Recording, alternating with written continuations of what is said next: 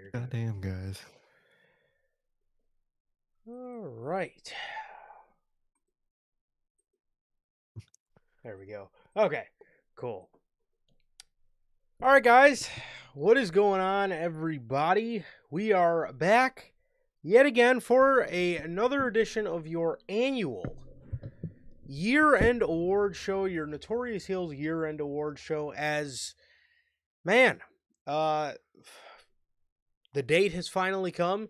There's been a lot of work up until this point, man, but I am so excited to go over all this stuff with you guys, man. And thank you guys for joining us. If this is your first time watching it. Golly. Thank you guys for joining us. If this is your first time watching, you guys do not know how the show works. Every Tuesday, we are on here at 12 p.m. Central for NHP Unscripted. Every Friday at 3 p.m. Central, we are on here with the news. And for the pay-per-views for both WWE and AEW, we are live directly after the show goes off the air with the official post-show review. And with that being said, man, we got yeah, I forgot. Never mind. There's no pay per view coming up. We still got like another 3 weeks until the Royal Rumble. So I was getting ready to plug some pay per view. I know I was getting ready to plug some pay per view, man. I'm like, all right, whatever. But never mind. There's no pay per view coming up. We got another 3 weeks until the Royal Rumble. But how's everybody doing? Thank you guys for joining us. Like I said, for another edition of NHP. As we obviously have a special on here today as we have the 2025 year-end award show, man. I'm so excited to get into all this stuff, go over the winners of all this stuff with you guys, man, and I'm excited to do how we do, man. So, also, if you guys have not got the chance to get your hands on the newest piece of Notorious Sales merchandise, man, this just dropped yesterday. If you guys have not got a chance to get your hands on it, slept on. No much more needs to be said, man. You guys already know what it is. We got the slept on design since 2020. Again, this just dropped yesterday for the 300th episode of NHP, man. So if you guys do want to drop, or if you guys do want to cop, rather, some of the hottest merch in the game, man. This is a beautiful piece of merchandise, man. And maybe you guys are slept on yourselves, bro. So this might be the perfect shirt for you, man. You guys can now grab this beautiful, beautiful piece of merchandise live on the merch shop. That is bonfire.com. Links to the top of the description of this very video, man, where you can find this beautiful piece of merchandise as well as the other designs on there as well, man. So with that being said, if this is your first time watching, guys, do not know who we are here at Notorious Heels. I am Johnny, one half of the host of this very show. And as for the other half, we got my man Sir K here. Sir K, please go ahead and let the people know what it is you are smiling about today. Doing good, man. Doing good. Smiling because it's year-end awards, man. I love this time of year. I love doing this, and I'm excited, man. Very excited, man. So I'm doing good. Just been j- j- just been moving. You guys know how it goes, man. But just been chilling. Just doing what you do, and I would say I'm waiting for these pay-per-view weekends. I'm really not. I'm enjoying these no pay-per-view weekends um, until we have another one, until Royal Rumble, man. So although we're not gonna have a little bit, predictions for a while, I'm very happy about that, man. Very happy about that. But like Durante always asks, how's life? How's the family? Life's good. Family's good. How is everybody doing in the live chat? How's everyone doing watching the replay? What about you, bro? How are you doing? Man, not too bad, bro. Not too bad. I am yeah, quite honestly, man, just uh, nothing much. Nothing much, man. Been a very hectic week.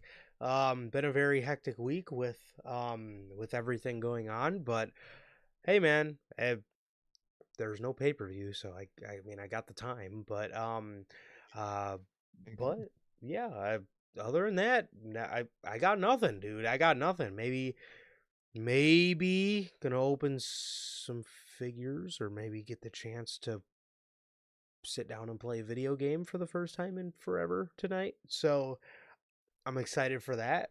I'm excited for that. It's like With the controller too. I Was gonna open it last night, but as you know, Oh, well, yeah. last night was probably not the night to do that. Um, but No, it was bad. yeah, but it was a pretty late morning, man. It was I want to say it was like maybe 9 a.m. by the time I got finished with everything. So 9 a.m. woke up at like 11:40. So yeah, your boy is off minimal sleep, but that's why the W Cup comes in handy, right? So it's all good. Like, It's all good. It's for the love of the game, but I am very excited. This motherfucker right here. I actually haven't told this story because shortly after the story I got sick, so I just completely forgot. This guy during the gaming stream, I'm complaining about the stick drift on this fucking thing, and he looks at the camera and goes like this. My guy got me a surprise Christmas gift in the form of this fucking guy's cheese, and we don't know what he's smiling about yet. But oh, he got me a surprise Christmas gift in the form of a new PlayStation controller. So I'm very excited. I've hell also yeah. heard Madden 26 is on sale.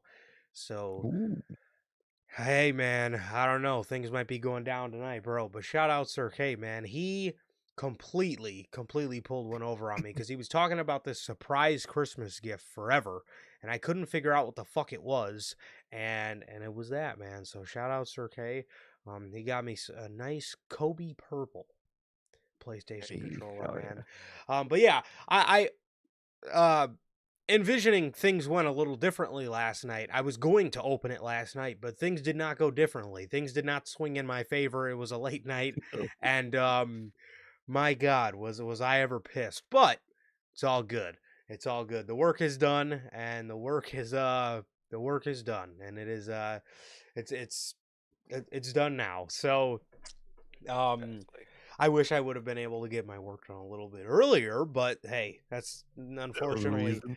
I Out was of our control. way out of our control, but that's just not the way the cookie crumbled. So maybe some figures, maybe a little video game stuff going on. There's also some stuff there's maybe some stuff I'll work on, but we'll see. But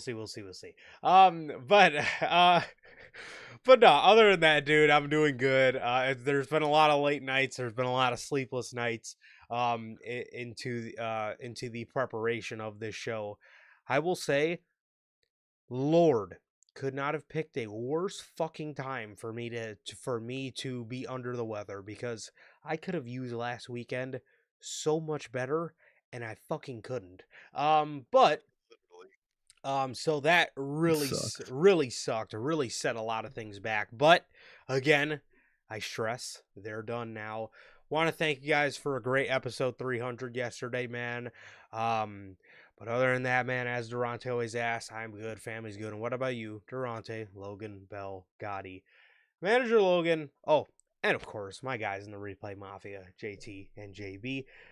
Logan says he's officially finished the main series of Resident Evil and is now ready for 9. What did you think of 8? What did you think of Village? I'm very curious to see what you thought of that one. I like that one.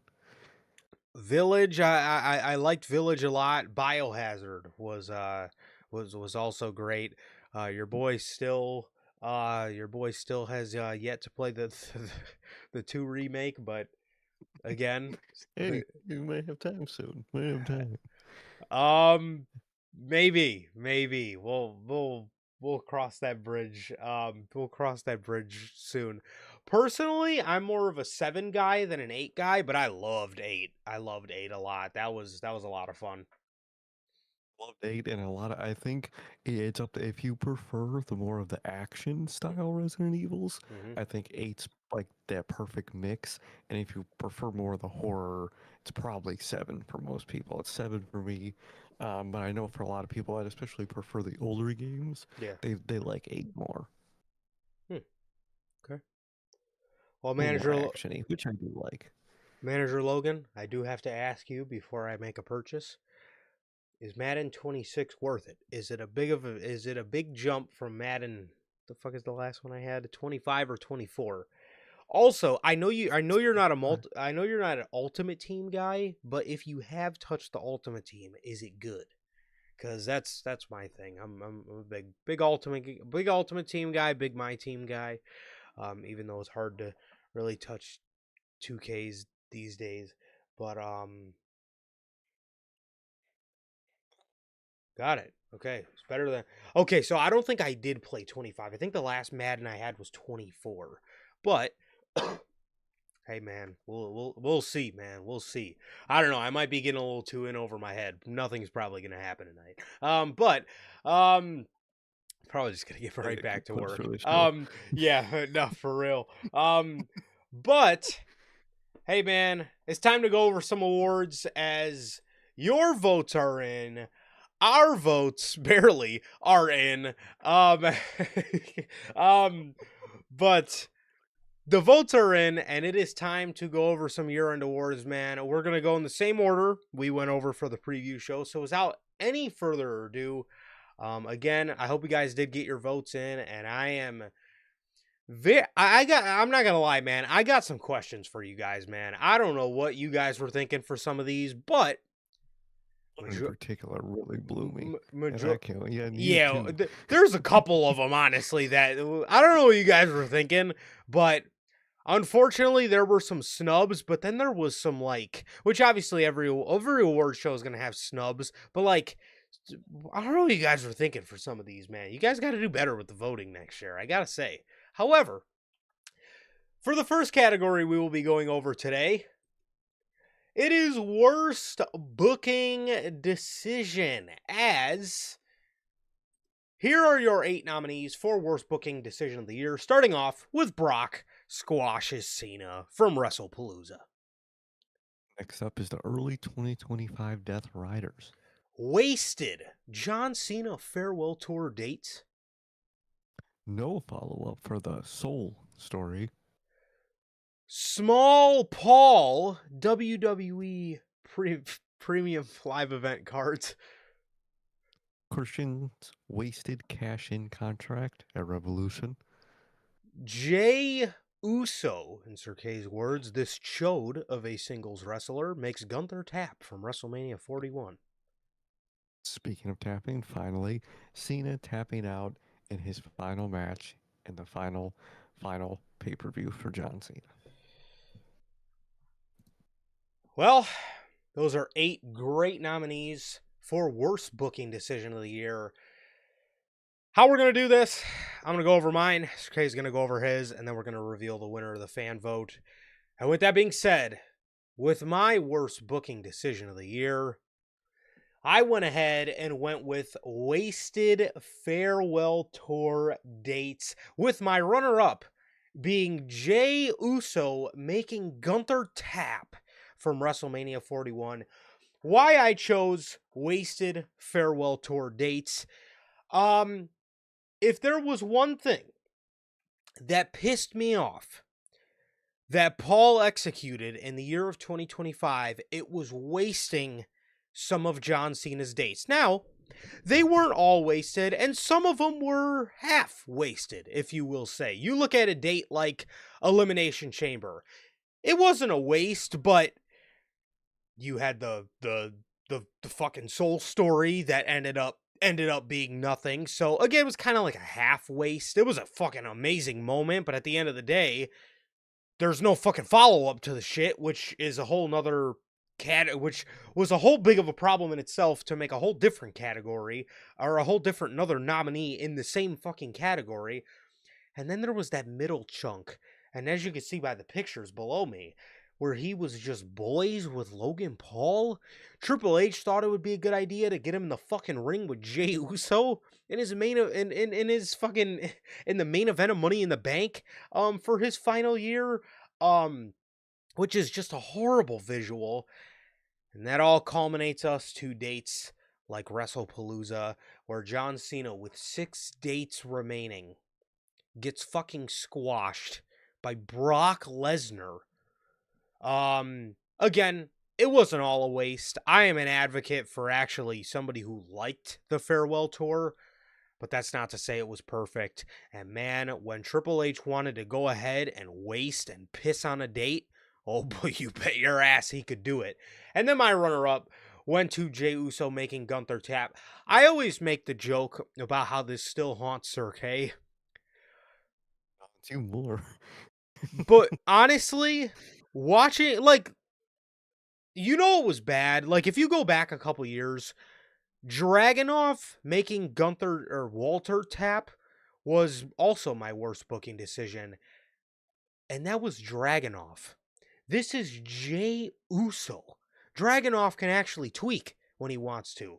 Jay cannot.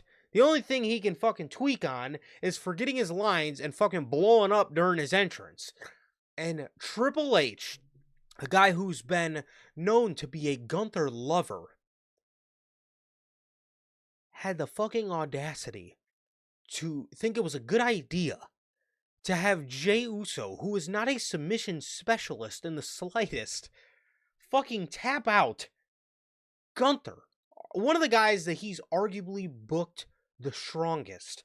Horrible, horrible booking decision there. And that is why these two, the wasted farewell tour dates, as long as Jey Uso making Gunther tap for Mania 41, win my winner and my runner up for worst booking decision of the year.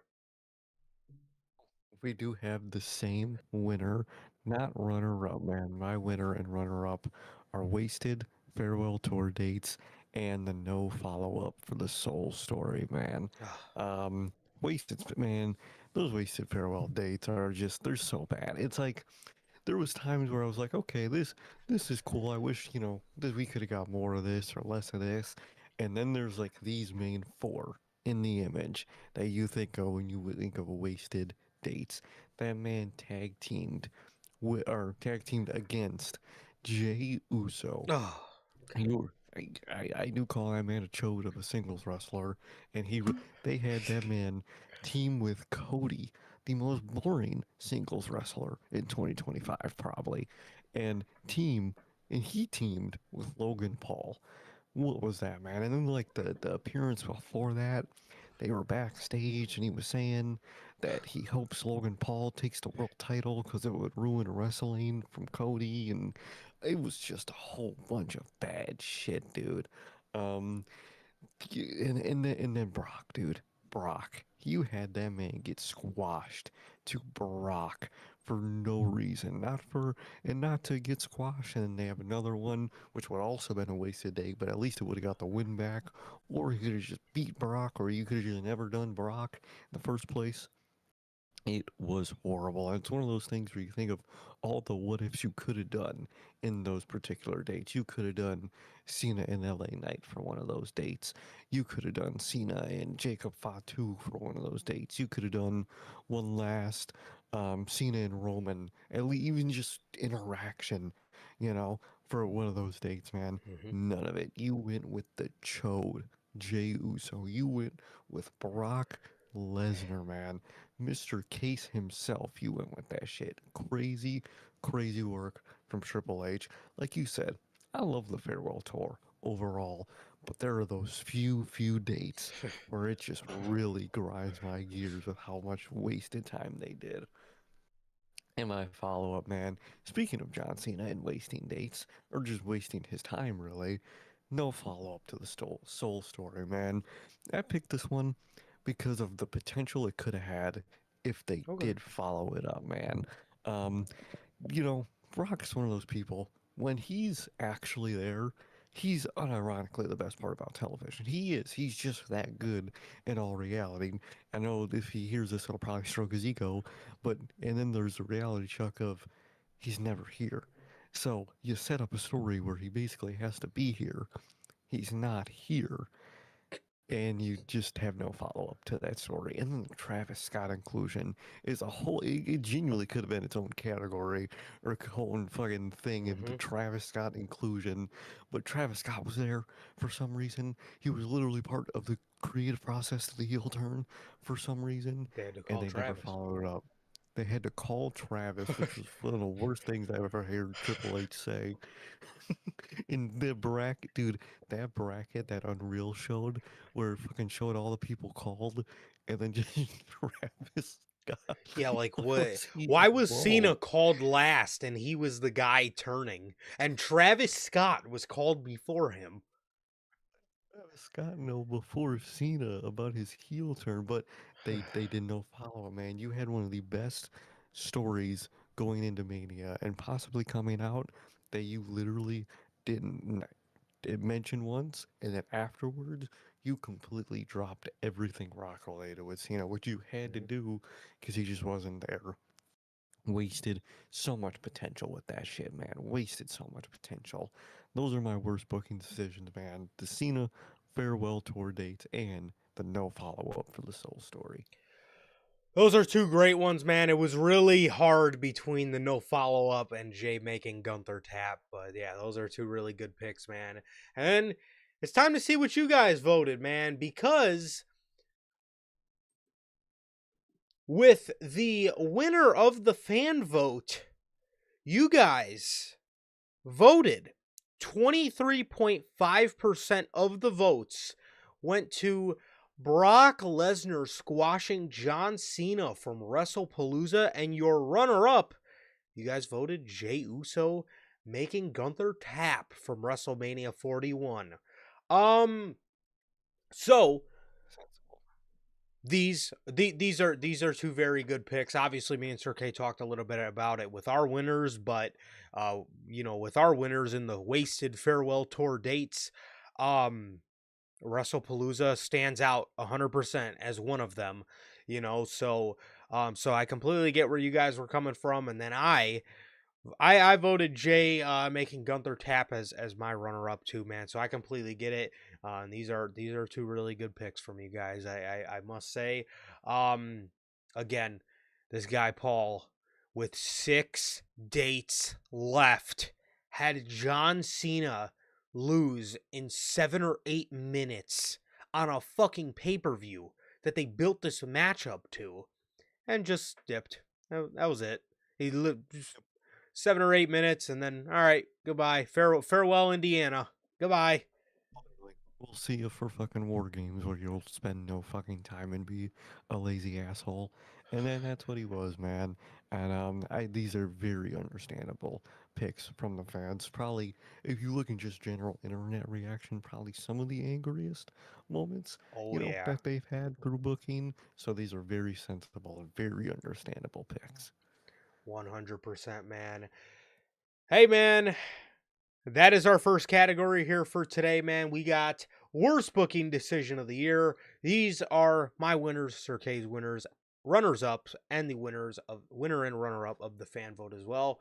And that brings us on to our second negative category. We have let down.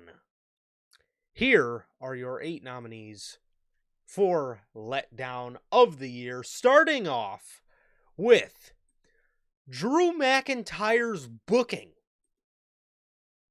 Next up, we have the never seen new John Cena heel production. The WrestleMania main event. Raw on Netflix. Big or hyped up WWE Paul's live event. Darby versus Mox. I quit ending at Wrestle Dream. The War Games matches for WWE. Cody Rhodes dethroning Cena at SummerSlam. Those are your 8 nominees for letdown of the year. And with that being said, my winner for this category goes to none other than the WrestleMania main event. So, this did have the moment of Cena debuting the new entrance with the Neutrons, which I loved. And then the bell rang. And, Cena's been on record himself saying, it was a mistake. He wanted to work a completely new style. He wanted to work a methodical style. I can never blame him for trying. But that's not to say it was good. Okay, the style that they worked was not them. It was not what should have been. And then the match ended. And by the time the match ended, all we had gotten was a fucking Travis Scott interference and John Cena celebrating the 17th world title win alongside Travis fucking Scott. Travis Scott celebrated in the ring with John Cena for the 17th world championship. So the moments where Cena was in the ring by himself were all right, but half the time we had to look at this. What you see under me is this dork walking around with his hardcore championship like he's fucking Mick Foley in the fucking 90s, like he's fucking Terry Funk, celebrating with John Cena after he just became the fucking GOAT. And then again, I cannot reiterate enough. That match was fucking terrible. It was terrible. It was a horrible match, and it left you by the end of it just sitting there like I distinctly remember sitting there and looking over at Sir K and being like, that was John Cena's last WrestleMania. That was it. That was it. Wow. Yeah. Growing up, all the iconic moments I've watched John Cena at this very show. And the last time I ever get to see John Cena at WrestleMania, he's fucking hanging out with Travis Scott and just got done putting on an absolute fucking horrific bout. Terrible. And my runner up went to, man, none other than Drew McIntyre's booking.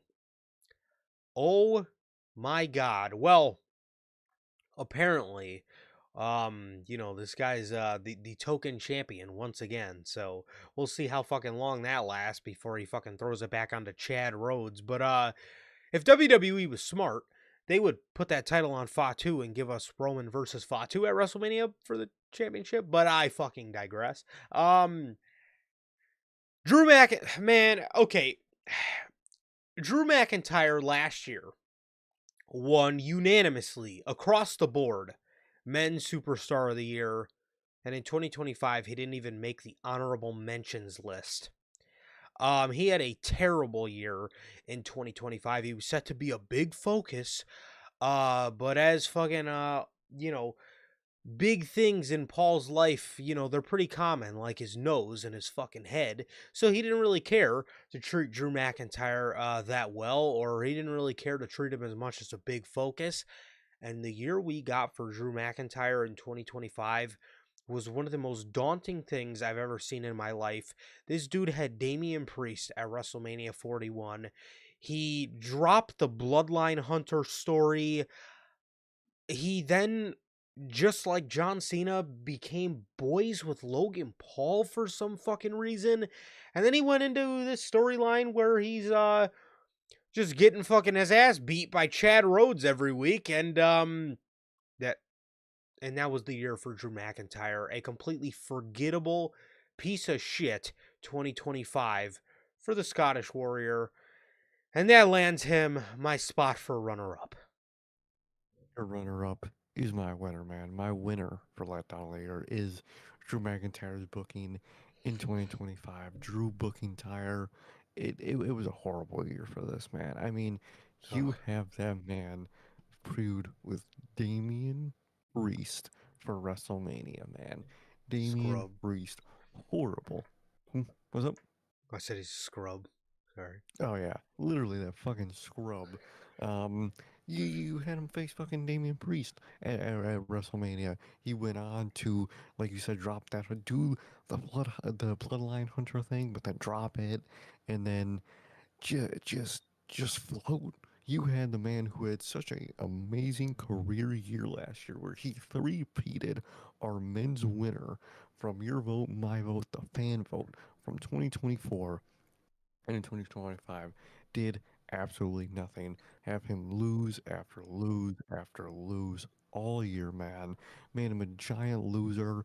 The man, he always did the social media stuff, and now with how much he lost this year, or in 2025, every time he would do those little, in character posts on whatever, it just never landed, man, because it just didn't fucking matter because he was a loser. Horrible, horrible year for Drew McIntyre. He looked like a fucking chode against Cody all year, man. All year up until this year, technically. And I mean, he's the new champ. He's got his here damn title reign. And who it's too late, man. It's too late. His year was so bad, and it was such a letdown in 2025. It's too late, man. And my runner-up for letdown of the year, man, is the Raw on Netflix. Dog, when and the reason I picked these two when I was thinking the process, I was like, what was I most excited for going into 2025? It was Drew Okay. McIntyre, and it was Raw on Netflix. I was like, yo, Raw on Netflix, they're hyping this shit up, dog. This shit looking fire. We're gonna get, either from our understanding, it was either gonna be no commercials or understandably less commercials.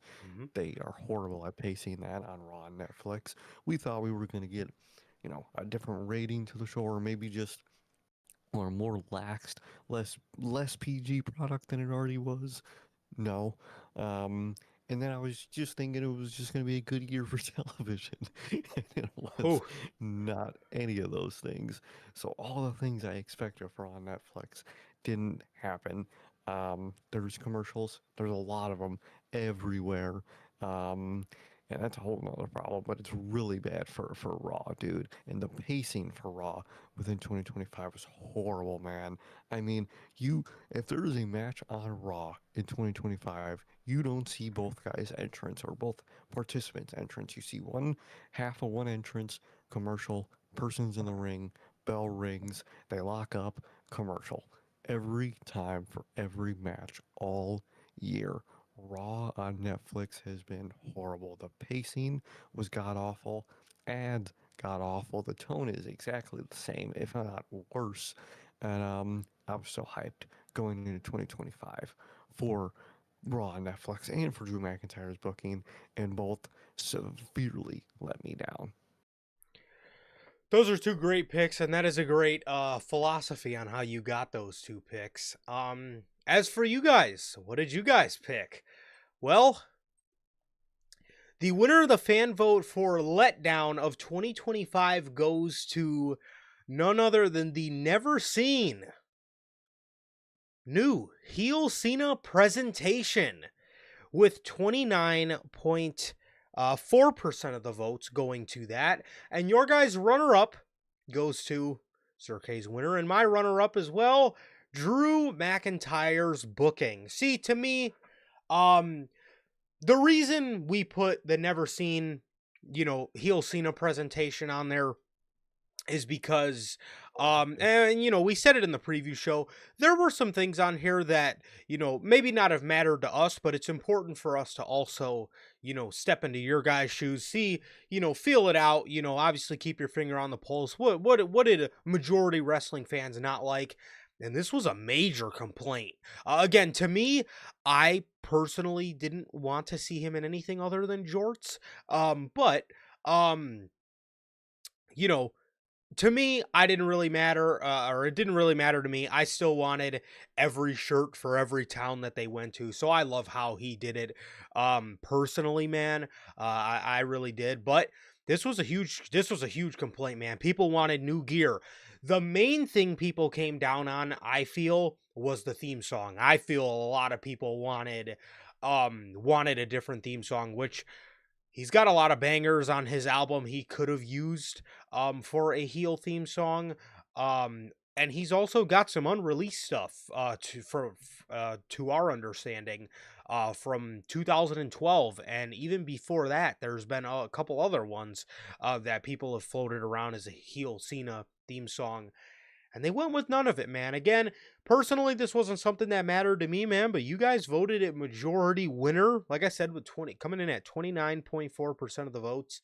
Um, and I can see. Again, I don't agree with it, but I can see where you guys were coming from, man. I can see why you guys wanted just something fresh, something fresh. So you guys let your voices be heard in the never seen new heel Cena presentation wins your guys' letdown of the year, and then Drew McIntyre's booking. What else needs to be said about Drew's booking, man? What a complete fucking waste. What a complete waste in 2025 was Drew booking tire.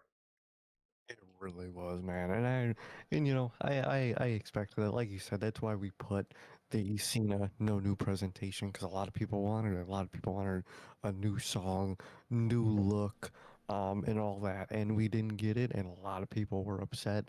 And me and you understood that. And I had a feeling it would get a lot of votes, man. And it Yep. obviously did. It won the fan votes. And I understand people's frustration. For me, like you personally, I'm cool with it. I'm especially cool with the theme song, to be honest. Um, like Too you tough. mentioned this before, but the heel Cena allowed us to hear more of his theme song, which It I think did. made it even better. And I like it even better, if that makes sense. Oh, But I know a lot of people didn't, and so I understand their frustration with that. 100%, man. So those are your winners. We got a split board here for letdown of the year. Everybody, me, you, and the people all chose a different thing. So I think we had, well, we're only two categories in, but we do have yet to find something unanimous yet. Um, Here are your winners and runners up for letdown of the year. And now moving on to a positive category, somebody who actually did something that didn't let us down or become a worse booking decision.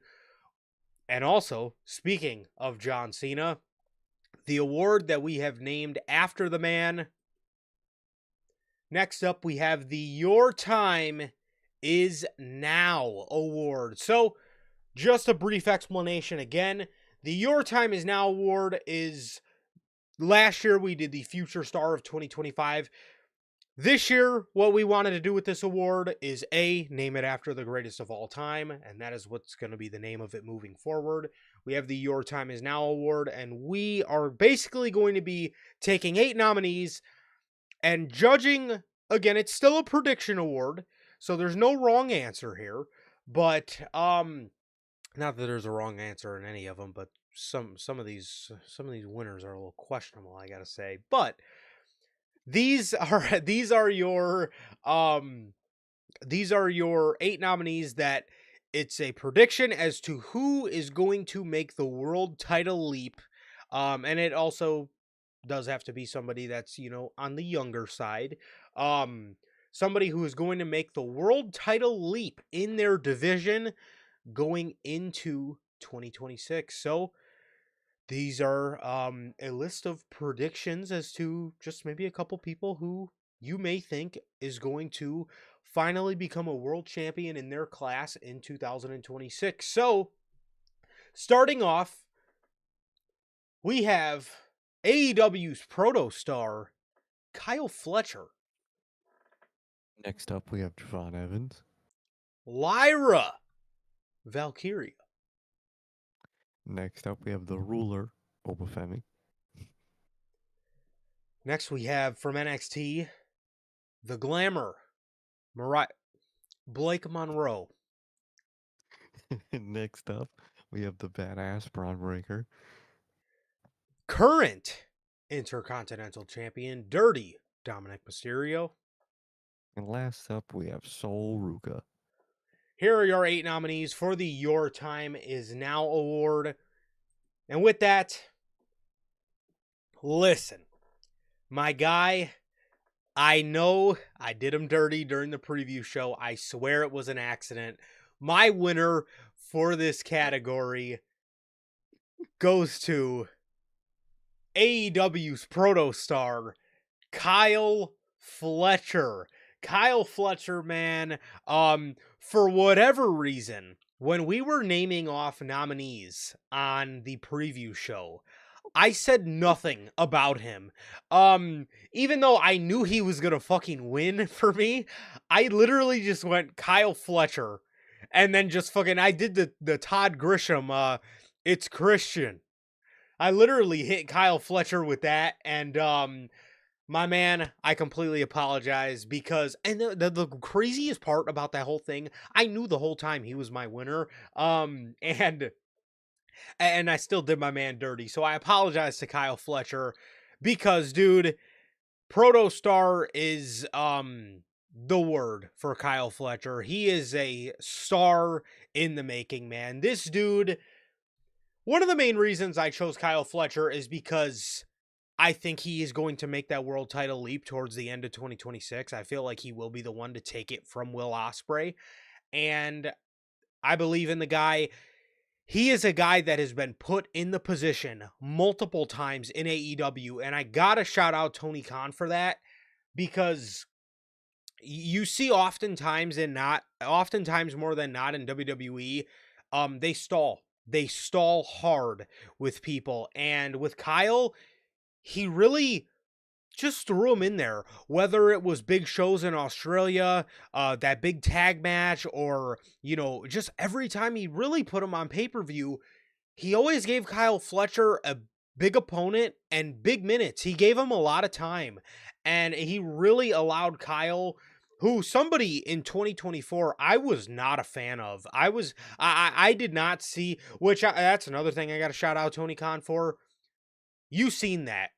I did not. I didn't see it at all. I was just like, dude, why are you breaking up Aussie Open? That's all I seen this as. And to see Tony Khan's vision come into blossom, Kyle Fletcher, he's one of my favorite young guys, if not my favorite young guy in the fucking game right now as a whole, man. So I got to give huge props to Kyle Fletcher. And I think this man is destined for greatness in 2026. And I think he's going to make that world title leap. This dude has young stud, young star written all over him, and you see it every time he steps through that curtain, man. And with my runner up, you guys already know I went with Dirty Dominic Mysterio. Um, Dom, when Paul decides to put him in the ring, which I gotta give Paul props. He's done a In 2024, one of my biggest complaints was they don't put him in the ring to let him blossom enough, and they've put him in the ring a lot more this year, and you can just see the star that this guy is, man. I mean, this dude is a stud. He is, again, I don't want to use this cuz these are really big shoes to fill, but if you look at anybody in this day and age who just exudes the cool factor that an Eddie Guerrero exuded, you're looking at Dominic Mysterio, man. This dude is a stud.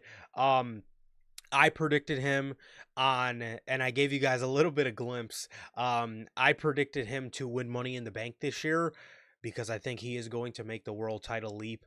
My runner up was between him or Braun, but Braun already is so tangled in that world title scene. I figured it would be too much of a no brainer to say, you know, Braun Breaker, because it's like he already kind of is in that main event scene. Like very apparently in that main event scene. So I went with Kyle Fletcher for my winner and Dom for my runner up. Definitely, man. And we have the same winner in Kyle Fletcher, man. I mean, very Ooh. obvious win for me with Kyle Fletcher here. And got, like you said, got to give props to Tony Khan and AEW for me having faith. I genuinely have faith that he is going to be in a very nice program with somebody probably in either post win or for the win, Will Ospreay, because of obviously their mentor connection there, and it's gonna be great, and I'm excited for it. I'm expecting it in 2026, and I think we all are, and I think AEW is too. I think Kyle Fletcher has a very bright future, and Tony Khan has been very good at getting us to like Kyle Fletcher as a single star, and just getting him up there, and just having faith in him and the company to be the big star and win the world title within the year, man, and I'm very excited for it. I think it's going to happen.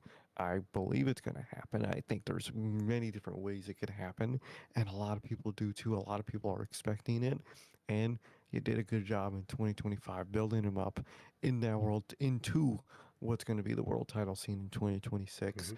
and I just have faith. I think this is a no-brainer. We predicted it in our 2026 predictions for that show, and I'm excited to see it, man, because I truly expect it at this point. My runner-up, though, is one I threw in there for a hopeful lob Okay. because I picked Obafemi as my runner-up, man. I know he will at least mix it up with some of those guys in 2026 at the very least. He'll probably get even a few world title matches, but you know, if they really want, they really want to make it big with Obafemi, you might as well just do it in 2026. He has the star power. He's going to be mixing it up with those guys anyway, man. Why don't you just do it, man? I'm going to throw Obafemi as my hopeful lob, as my runner up, man. He's so good. He was a great, from what I've seen, what people said, he was an awesome NXT champion twice over.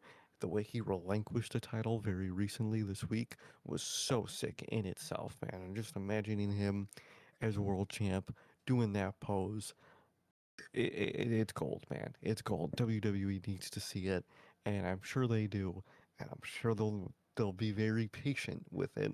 I'm not, man. I really hope they just pull the trigger, man. I mean, it's my hopeful lob as my runner-up, Obafemi.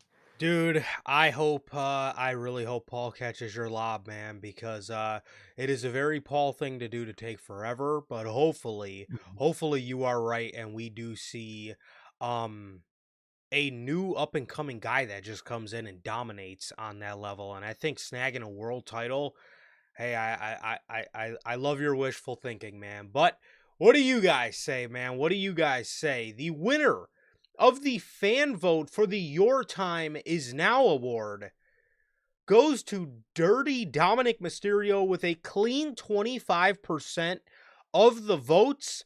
You guys voted Dom, majority winner here. And you guys, for your runner-up, went with Sol Ruka. It was very close between Sol Ruka and Javon Evans, man. And Sol Ruka did end up closing that one out and actually getting um the higher percentage, and I completely understand why you guys voted Dom. I think you guys see again what I was just talking about. I really feel this is the perfect year to, you know, help use a vehicle like Money in the Bank to catapult him into the world his world title leap, man. I really feel like this is a great year to do it. I think he's done outstanding work, and I think he's just going to continue to get better. And I say, let's put him in that world title scene now, so he can. So, dude, you put him in the world title scene now. Imagine where he's going to be 5 years from now, hanging out, in that main event scene. He's going to absolutely be incredible, more incredible than he is now. Um, I completely see why you guys chose Dominic and Sol Ruka. Sol Ruka is actually a very good pick because the not only are these women's divisions starving for good champions, man, but who knows? Maybe Paul's gonna be feeling generous and he's gonna be like, you know what, dude? None of my champions are cutting it right now. I don't know what to do with any of them. Let me go ahead and throw Sol Ruka a bone. It's wishful thinking, but I hope you guys are right, man. She is phenomenal. She is phenomenal, man. And again, she's one of the most athletic women I've ever seen grace a WWE ring. And she has just got a world of talent, man. She really does. It really does, man. The fan winners are very sensible. Dominic, for yours, and the fan vote is very sensible, man. He's already making those flirtations with the main card over there, and I think he's gonna do it in 2026, and I think it's gonna be really good.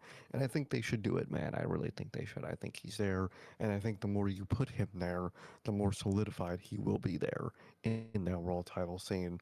And Sol Ruka, very shocking, but not at the same time when you think about it. Especially if you put her on fucking SmackDown, man. Oh, She won't have much competition over there, if I'm being honest.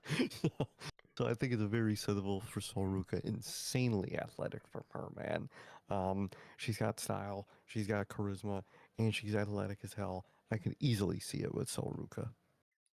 100%, man. And these are your award winners and your runners up for the Your Time Is Now award. So, to all these winners, to all these runner-ups, we truly hope that in 2026 your time is indeed now, man. Hoping that Paul or Tony Khan does the right thing, man. So Kyle Fletcher wins for me and Sir K, and Dominic wins for you all, man. So we still have yet to have a unanimous winner. So that brings us to our next category, as we have return slash debut. We do have honorable mentions for this category, as here are.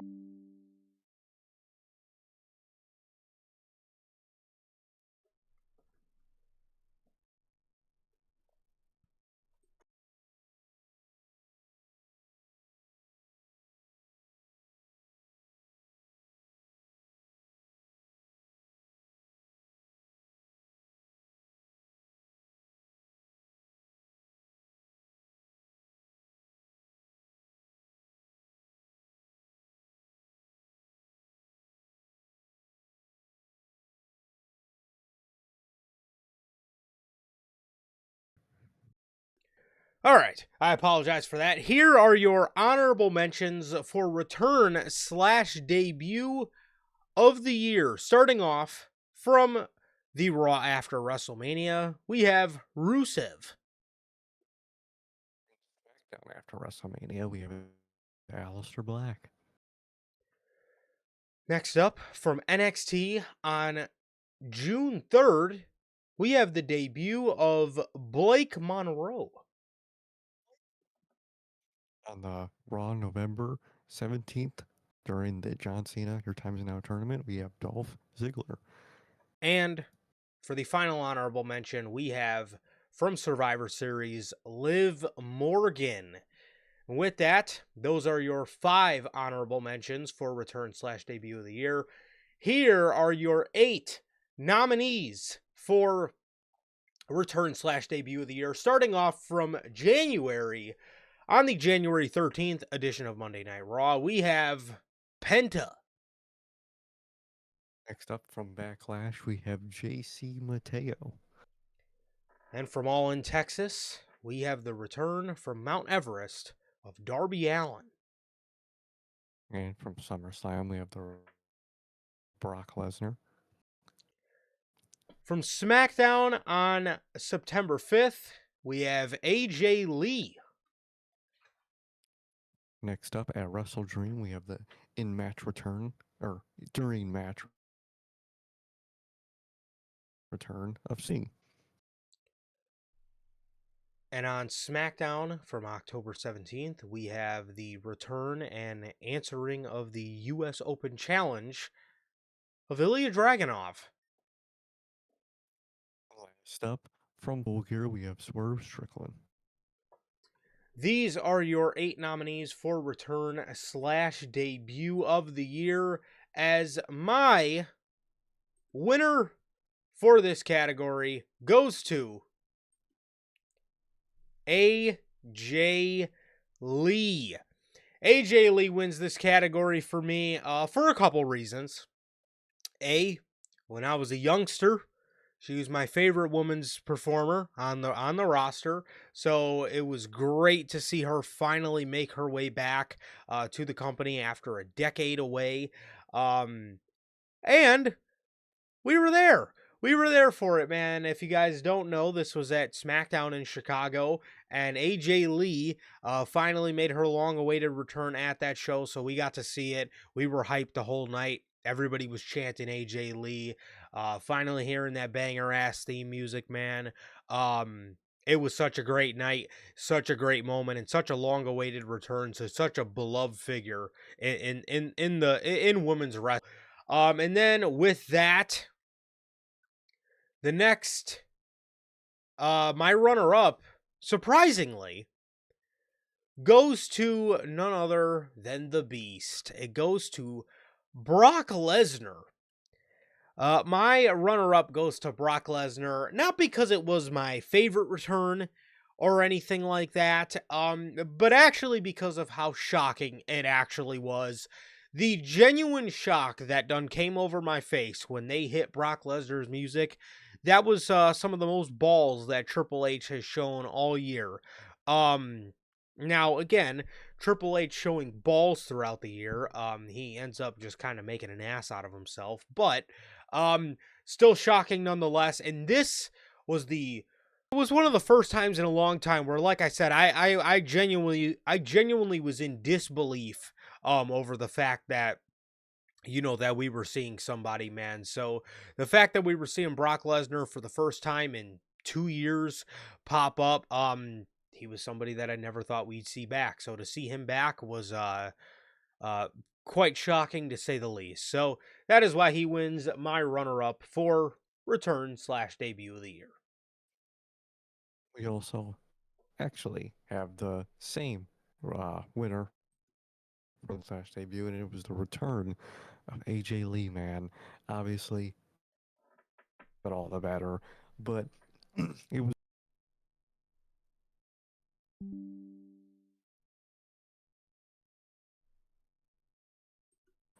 it was massive, man. Everybody talked about it. This is a childhood hero for a lot of people, and she returned, and it was phenomenal, man. Man, I'm a mark. I had to go with Sting, man. The Sting return moment was so cool. I was close to a few others dragging off, but his was on a tape show, so I really couldn't do it. I was close to somebody else, but I had to go with Sting, man. It was a turn that was awesome. That like once those lights go out, you expect it, and then you see them, and you just went from Sting. That's got him my runner up, and obviously AJ Lee as my winner. Those are two wonderful picks. Those are two wonderful picks, man. As for you guys, we got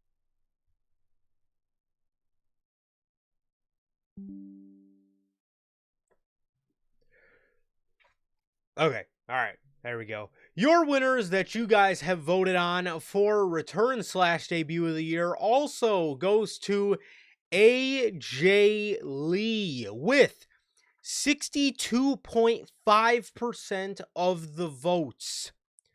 AJ ran away with this one. Absolutely ran away with this one, man. As what can I say? It was a Chicago. It was a great night in Chicago, dude. I'm gonna gatekeep our spot, but dude, just SmackDown and then going to our spot afterwards, man. That was just such a dope Hey, night. That was such a dope night, man. It was such a great night in Chicago. Um, AJ returned. The world was lit.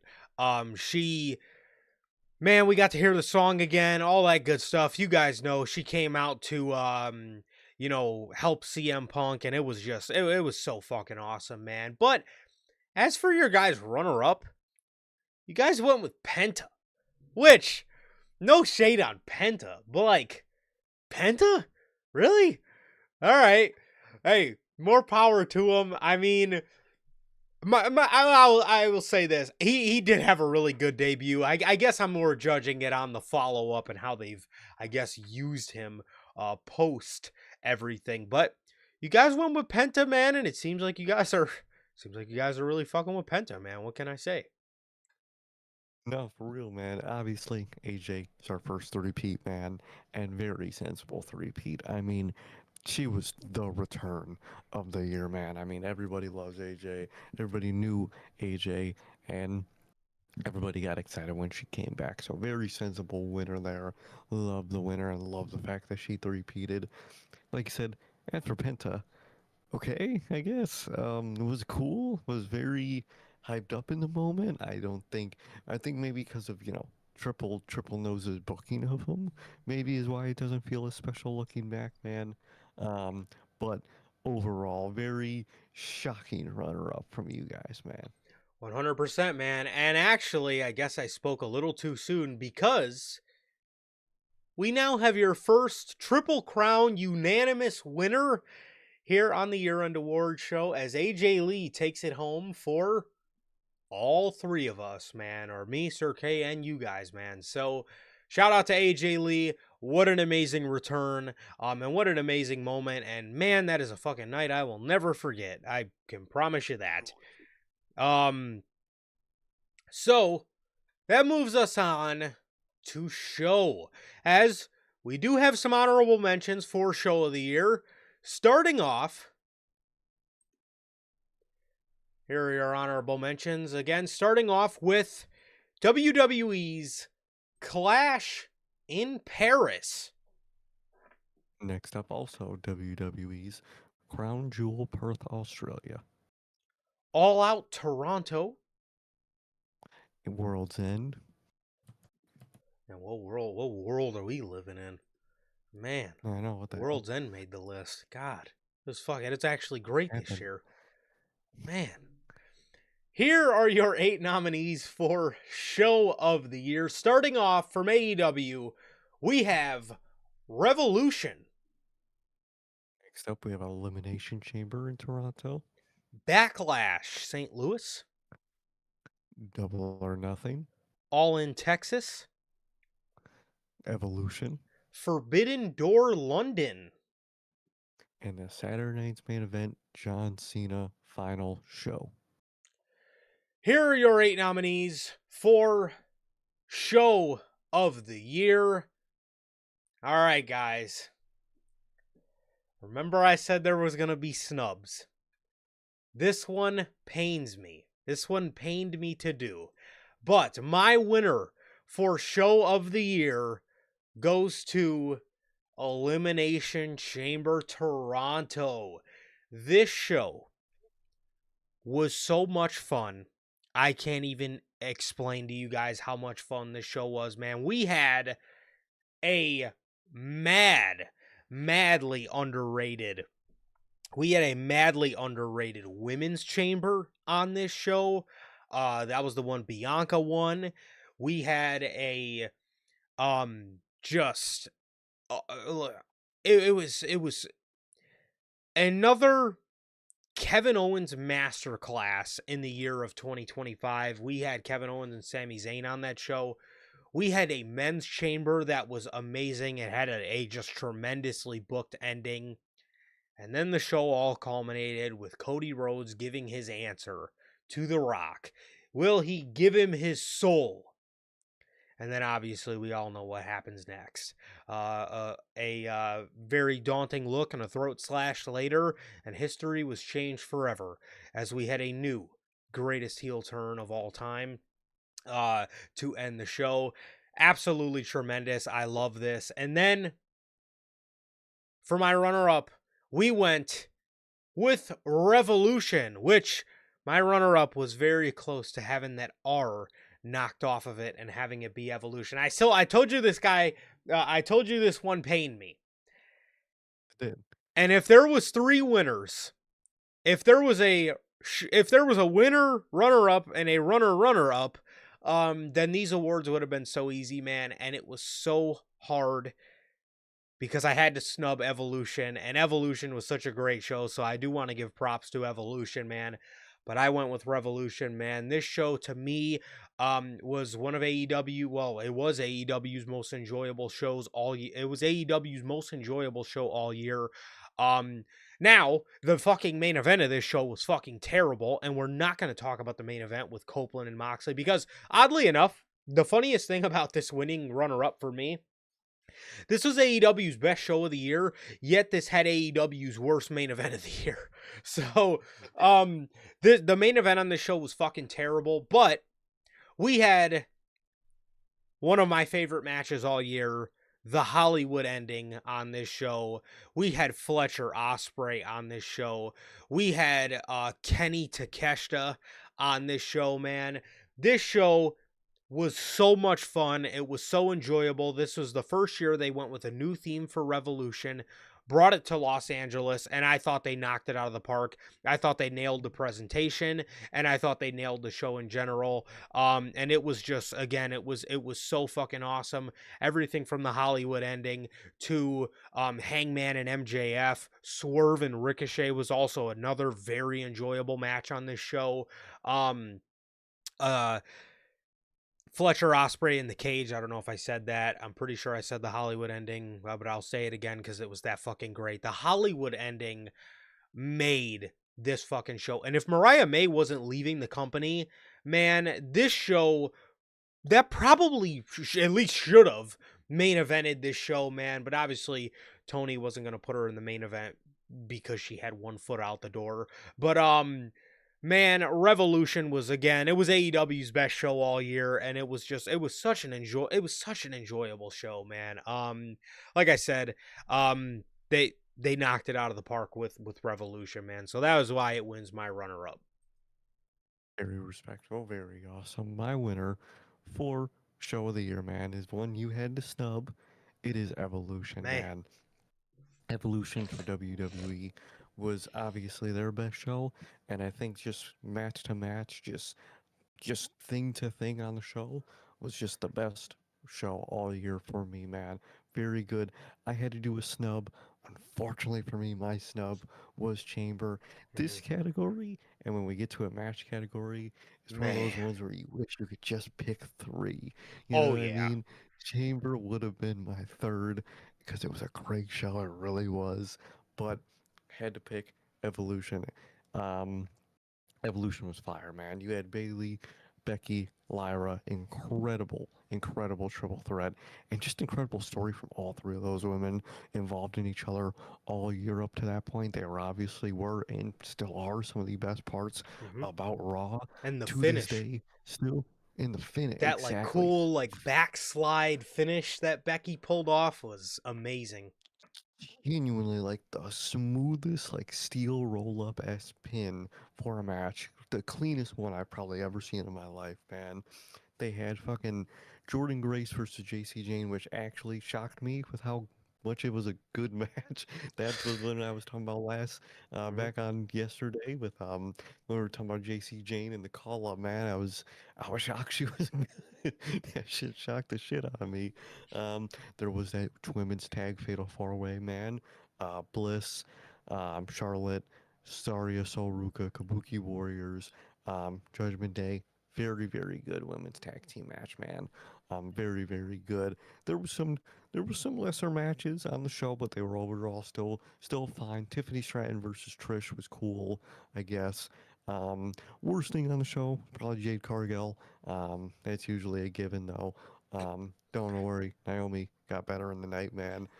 Stephanie Vaquer won that very good battle royal for the future world championship shot, which she would later win in a very early fashion for Triple Nose. So that was really nice to see. And in the main event, man, Io Sky versus Rhea Ripley, culmination, quote unquote, of their story of Rhea not being able to pin Io and her proving herself that she could beat Io. Still couldn't beat Io, not because she couldn't beat Io, but because Naomi cashes in, wins the Women's World Championship, defeating Io Sky, man. Great way to end that match. And just pound for pound, great show all year, man. My runner up, man, same as your runner up, is Revolution. Revolution was a very good fucking show for AEW. I had to snub it. I had to, snub this from Chamber. Unfortunately, Chamber was a very fun show, but Revolution, gotta give AEW their props, man. They know how to put on a pay per view. We got Hangman versus MJF. We had Osprey and Fletcher, Kenny and Takeshita. The obvious Hollywood ending, phenomenal match. Even the tag match, Hurts and the Kid Outrunners, very good match, very fun. Um, there's obviously always some duds, man. You had the random Mercedes versus Momo Watanabe match. The fuck? And then there was Swerve versus Ricochet, which was actually really good. And like you said, we're not talking about that main event. But Oh, other than that, very good show for AEW. 100%. And as for you guys, with the winner of the fan vote, you guys voted at a 31.3% majority win for Evolution. You guys voted Evolution again, man. Like I said, this one, it really pained me because, again, like Sir K said, with this and with a match, you just wish you could pick three. Because I really loved Evolution. I thought it was a tremendous show. Everything from Rhea and Io to the opener of the show, Becky Bailey Lyra, was just tremendous stuff, and I really loved it, and I thought it was a great show. I thought it was a great show, and then too, it was really cool seeing NXT talents like Sol Ruka and Jordan not Jordan yeah, well, Jordan Grace, but Sol Ruka and Zarya. That was really like our first time seeing them on like a main roster capacity. So it was really cool. It was a really cool show, man, and I really did. I thought they knocked it out of the park, man. For me, I personally had a little bit more fun watching Chamber. For me personally, man, but that again, that's not to say anything about anything bad about Evolution, man, because WWE really knocked it out of the park with their second evolution that they've done, man. And I thought I thought it was great. I thought the world of the show, man. But as your guys runner up, you voted Saturday night's main event, John Cena's final match. I thought the show was very enjoyable, man. A lot of people fucking hated it. The only thing I did not like on the show was I felt things could have gotten a little bit more time, and that Cody and Oba finish was fucking terrible. It was terrible, man. They had this man Oba Femi. He didn't even get to hit a fall from grace on Cody Rhodes before Drew McIntyre came out to sour the fucking party. But nonetheless, this show, Saturday night's main event, had the moment of all moments. It was the last time we've all seen the GOAT, and it was the last time we will all see the GOAT perform. And it was again, it had the moment of all moments on it, man. So, I I I mess with your guys' picks, man. Really, I do miss your guys' picks. We obviously have the same winner in Evolution. I think very much that everybody, for the most part, really enjoyed this show, and it was most people's winners this year. And Hmm. obviously, it was your winner. Very sensible there. And your runner-up kind of shocked me, but not at the same time because it is John Cena, and it did showcase a lot of talent that WWE normally doesn't do. Um, and it was very good. Like you said, the Oba stuff was very underwhelming and underbaked for WWE for me, but overall, they did do a very good job with showcasing all the young talent on that show, and obviously showcasing the GOAT himself one last time. Very good picks. For sure. And also, too, Evolution had the Blake Monroe heel turn on it. It did. It So did. It really. I did. Oh yeah. almost forgot about that. But Forgot she debuted as babyface. she did, bro. She had a friendship with Jordy and Grace. So next up, man, we got Moment. But before we get to Moment, we do have a word from our sponsor here at Notorious Heels, man. We got a word from none other than W Energy, man. W is an energy drink loaded with vitamins and nootropics formulated to improve focus without getting the jitters. W is a clean formula that is sugar-free, zero calorie, free from fillers and artificial colorings with 150 milligrams of caffeine. Oh, excuse me. Per serving. You can get your W products today with the link below and code NHP at checkout to save yourselves 10% on your next W purchase. Really, I always got to shout out Dovey. If you don't want to be like this guy right now and yawn, Yeah, for real. you always got to get Dovey, man. It will keep you up, keep you energized, keep you focused, and also to be like this guy, it keeps, like I said, keeps you focused, keeps you energized, keeps you going, man. Um, never let Dovey will never let you down, man. No matter what you need the energy for, man, Dovey's got you, and it'll taste good all at the same time. Absolutely, man. So, as always, thank you and shout out to the great people over at W, the official sponsor of what we do here at Notorious Heels, man. So, going over to Moment, this category does have honorable mentions. As here are your 9 honorable mentions for Moment of the Year, starting off with Clock Strikes Tiffy time. We have the Money in the Bank cash in of Tiffany Stratton from SmackDown, January 3rd. Next up, we have Cena breaking up with us, his first heel promo on Raw April 17th. We have his That much. opponent, the Night of Champions John Cena introduction. Next up, we have Proceed with Caution, also another cash in, Naomi's cash in at Evolution. And keeping up with the theme of cash-ins, we have the heist of the summer. Seth Rollins cashing in his Money in the Bank briefcase on CM Punk from SummerSlam. I think I mean the ruse of the century, Wow. but next next up we have Cody saluting Cena and passing the torch at SummerSlam. Speaking of John Cena, we have a Chicago farewell. This one is completely biased, but it did need to make the list. John Cena's final time in Chicago, SmackDown, September 5th. So speaking of John Cena, we have the given introduction to Lillian Garcia for what was it, Lillian Alicia Garcia? Taylor. Alicia Taylor for AJ Styles with the ace of the Bullet Club at Crown Jewel Birth. And we have the farewell trumpets from Saturday night's main event, John Cena's final match. The farewell entrance of the greatest of all time.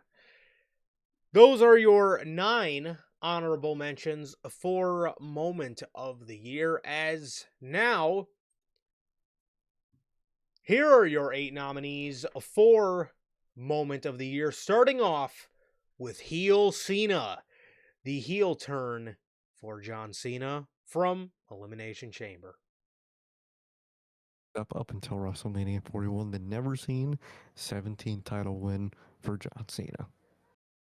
The John Cena pipe bomb from SmackDown June 20th. Next up, we have Swerve helping the Hangman in the All in Texas main event.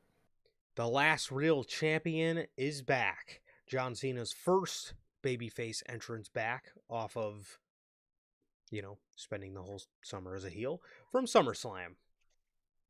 Next up, we have the Grand Slam goat John Cena winning the Intercontinental Championship. Dude, I'm so sorry, yo. That reminded me of I'm so Santino, the way he used to say John Kenna.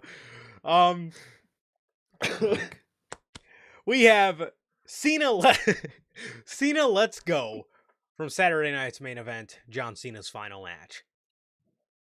Finally, from John Cena's final match at Saturday night's main event, the thank you to Cena for the final time. And those those are your those are your 8 those are your 8 nominees. A long week, guys. A long week. Those are your 8 nominees for moment of the year. And without any further ado, man, my moment of the year goes to none other than White Brick sniffed it one time, turned to heel Cena. We have heel Cena from Elimination Chamber Toronto. This moment to me, I know a lot of the old heads will say, Hulk Hogan's, it transcended the business, and they're right about all those things. And it's, it'll never be overtaken as the greatest heel turn of all time. For me, this was the greatest heel turn that I've ever seen. The disbelief that came over my face when this happened. I never in a million years did I think that we would see John Cena turn heel. The way this was shot, the production behind it, you can see in one of the images over Sir Kay's little, box screen, that image of him holding the title up with that stone face. And then, obviously the, image, the visual of him dapping up Cody Rhodes and then, just putting on that dastardly fucking look on his face for The Rock to give the throat slash and let him know that it was time to slime out Chad Rhodes. It was absolutely fantastic. It was shot beautifully. Production, and then also in the bottom right corner, you can see in one of our images in the collage, he got Cody bloody, man. He beat the shit out of him. Those belt shots to the face, you could literally see them on Cody. You could see the dents on Cody Rhodes' fucking face. Um, Such an incredible moment. I can't say enough good things about the John Cena heel turn. It was such a moment, and I know that's what WWE was going for. That was actually one of the things that was the downfall of this moment, is they just did it to create a moment, which is obviously not how you should want to go about things. But regardless, it still made for an incredible, unforgettable moment that I will truly never forget, and was just such an iconic moment. Truly, truly. And for my runner up, we have Thank You Cena, the final standing ovation for the greatest of all time. The match ended, and he was laying there, um, taking in the ovation from the crowd. That fucking bald Nazi came out there to fucking take up the spotlight for himself and fucking hug John Cena, and him and all his Dana envy. Um, he again took in the ovation from the crowd. We got that beautiful video package. Um, I believe the song is called "I Lived" by One Republic. I want to say it's called. We got that beautiful, beautiful package that they played for Cena there, and then, and then, um, as you can see in the image, Cody Rhodes and CM Punk walk out there and they hand John Cena their championships to just flaunt around with, as he is always and forever will be the champ. And it was just such a beautiful moment. It was the moment of all moments that, we were talking about all year. You know what I mean? Is what's that final time we see John Cena gonna look like, man? And that was it. And in my opinion, man, they knocked it out of the park. Um, they did the shot of him leaving his armbands and his shoes in the ring, walking up there. You see Stu wearing the same fucking shirt that I'm wearing right now. You see Stu wearing the fucking John Cena Washington D.C. shirt as John Cena salutes us for the final time. He tells us, it's been a pleasure, serving all of you for 23 years. It was such an incredible moment. That final ovation and that final just goodbye. It doesn't get any better than that for a retirement, man. So that is my winner, and that is my runner up for moment of 2025. Very respectable for both, man. And we have the same winner in that John Cena heel turn for moment of the year. I mean, man, you think about moments, man. Sitting there watching this, not believing it was going to happen, but then believing it was happening while it was time. The way they did the camera work was perfect, man. The throat slit, Cena's face, man, the dap up right before for Cody Rhodes. It was just so perfect, man. And we were so hype that moment, man. And there was so much hope and just so much just good crazy energy from that moment, man. It was insane, man. They did it. It was truly awesome, man. He would beat the fucking shit out of that fucking annoying Chad, and it was great to see. Um, and it was just an insane moment, man. They turned John Cena heel, and no matter if the reason was bad and then the follow up too many people was bad, even though I liked it, the moment itself was so incredible, man. The way they did it, the way they shot it, and just the way it was acted out. John Cena was so perfect. The way he did everything, the faces he made, the energy he gave off, the shocking factor of it. Very, very perfect heel turn. And it'll be remembered forever as one of the best heel turns you could have, man. Next up on the list, man, or next up for my runner up, Cena letting go. I love this moment, man.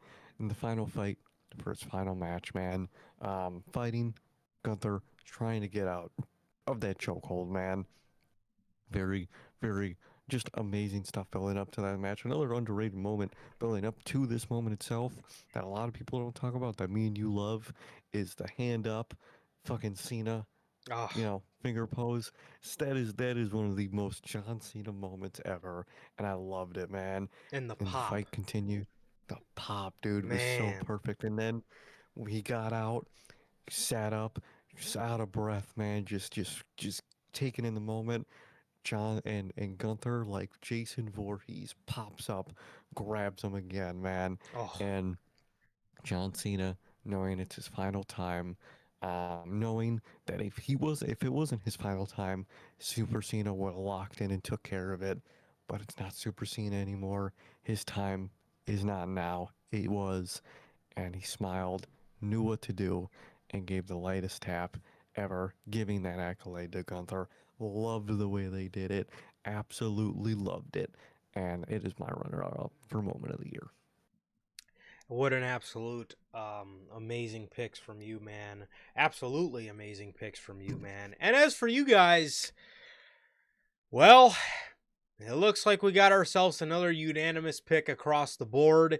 Because you guys voted heel Cena as well from Elimination Chamber, and you guys actually voted the same exact runner-up that I have as well. You guys voted Thank You Cena. Cena's final standing ovation from Saturday night's main event, John Cena's final match. Um, what can we say that hasn't already been said about these two moments, man? In terms of the final ovation, you don't get any more perfect than that, man. I mean, it was an absolutely just beautiful moment. It really was. It was truly saying goodbye and saying thank you to the greatest of all time. Um, Everybody was shocked, yet crying, and or sad. And then heel Cena again in terms of production, and in terms of just iconic moments, man. Just again, I literally still remember just sitting there and I didn't say anything for like 5 fucking minutes because I didn't know what to fucking say. I never thought I'd see that. And man, it was such a great moment. And it actually sparked, I know a lot of you guys are gonna look at me fucking sideways for this, but it actually sparked, in my opinion, a really good heel run. So I loved it, man, and you guys loved the moment of him turning heel as well, man. So unanimously across the board, the heel Cena, John Cena heel turn from Elimination Chamber, wins the 2025 Moment of the Year. And moving on next, we have Match. This category does have honorable mentions.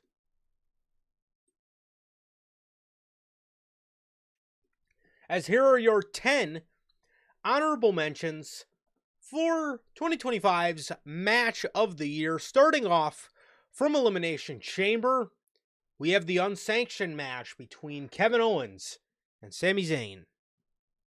We have the steel cage match between Kyle Fletcher versus Will Ospreay at Revolution.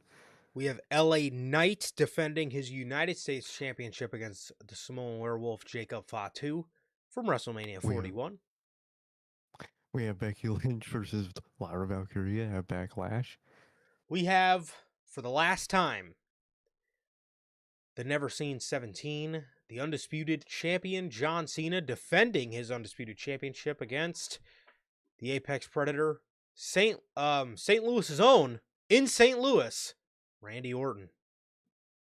Next up, we have Ascension versus Redemption. Will Ospreay versus Hangman Page for the Owen at Double or Nothing. And keeping up with the theme of John Cena, and one last time, we have, for the last time, Paul, John Cena versus defending the undisputed championship against CM Punk from Night of Champions. Next up, we have Rhea Ripley versus Io Sky at Evolution. Swerve and Will Ospreay versus the Young Bucks from All in Texas. And last up, for the final time, John Cena versus Gunther in his final match. Those are your 10 nominees, or your 10 honorable mentions, for Match of 2025. And here are your 8 nominees for Match of the Year, starting off with Cody Rhodes versus Kevin Owens for the Undisputed Championship in a ladder match from the Royal Rumble. Next up, the Hollywood ending Tony Storm versus Mariah May at Revolution. CM Punk versus Seth Rollins versus Roman Reigns from WrestleMania 41. Also, from WrestleMania 41, Io Sky, Rhea Ripley, and Bianca Belair. John Moxley versus the Hangman, Adam Page, in a Texas death match from AEW's All in Texas. Next up at SummerSlam, John Cena versus Cody Rhodes. John Cena versus Logan Paul from Clash in Paris. And last but certainly not least, John Cena versus AJ Styles at Crown Jewel Perth. Those are your 8 nominees for Match of the Year. And, you had just said, last but certainly not least, when you talked about AJ Styles and John Cena. And indeed, you are right. And in fact, they are not last. For me, they are first. Because John Cena versus AJ Styles from Crown Jewel Perth wins my Match of the Year for 2025. This wasn't only the match that was so good, but it was the journey to get there. Because for so long, I had almost come to terms, and no, I didn't. I was so fucking angry. Oh man, you can't say that. Yeah, I didn't come to terms with shit. I'm not lying. I had not came to terms with the fact at all, but I started to, realize, are they actually not going to fucking give us this match? And I was so pissed. I was so pissed because both guys were readily available. AJ was doing nothing. Cena had, been just doing stuff all year, and I thought they weren't going to fucking give us the match. And then they give us the Brock match and they give us the Logan match, and I'm like, dude, you're giving us this bullshit. Even though the Logan match ended up turning out fucking great. It was like literally a classic John Cena match. Classic Super Cena match, should I say. I'm sitting there like, dude, again, the Logan match was great, but where's my fucking AJ match? I want my AJ match. And these two absolute goats bully Paul into giving us the match. We get to Crown Jewel, and not only was the atmosphere off the charts with the fucking crowd just being soaked in yellow John Cena shirts, these two deliver an absolute classic that only these two can do. AJ, to me, is my second favorite John Cena rival of all time, just behind CM Punk. The callbacks, again, the Coquina Clutch, the Walls of Jericho, the Dead Eye that was in here, man. There was just so much callbacks to I mean, Mhm. it's not the Dead Eye. I What was can't it even called? I can't even I don't even remember what the name remember. of it was. The You know, Blackout, was it? I think Was it? so. I think you might be right. I think it was the I don't even Blackout. know it. That's how fucking irrelevant it is. So, yes, Cena and AJ. There was a Morrow shout out in here. Claudio, Scorpion Death Drops. Um, I think there was callbacks to there was a crossface for Bryan Danielson. An Accolade, a Coquina Clutch, Walls of Jericho. I'm saving the best one for last. An Angel's Wings, a Dead Eye, the Randy Orton DDT. John Cena went to attempt the 619, Sweet Chin Music.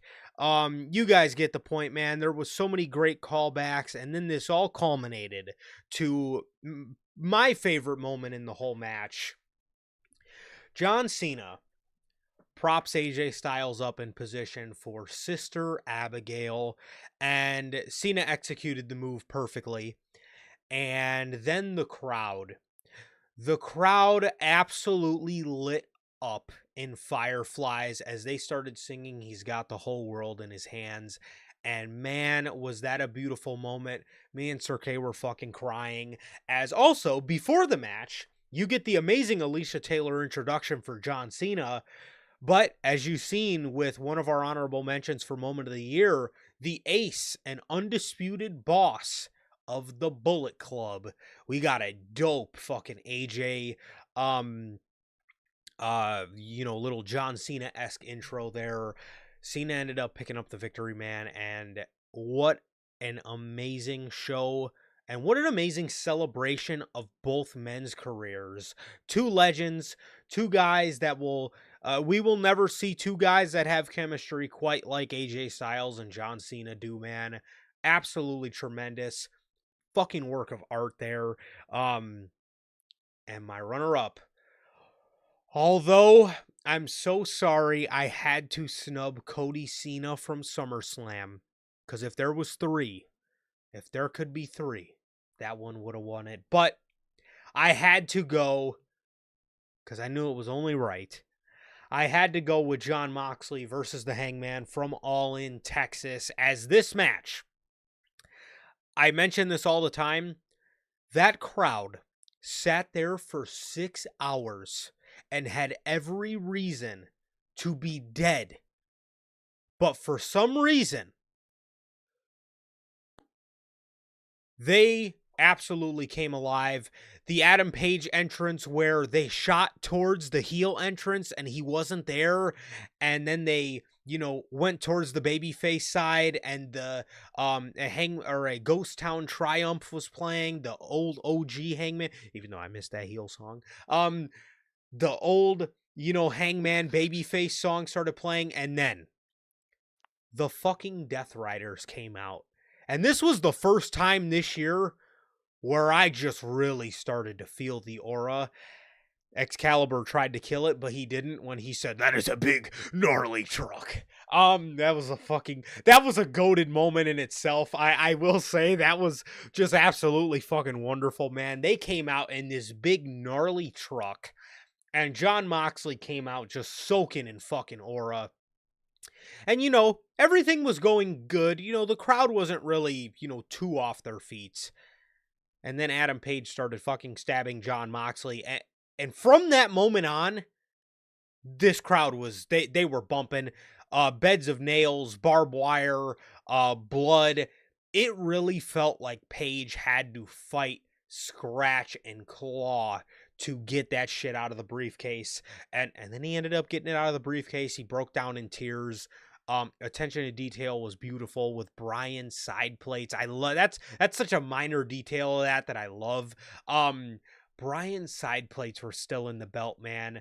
And then we seen Darby, the Mount Everest video. We seen fucking Swerve do his Disney Channel, the kid's not so bad after all, smile.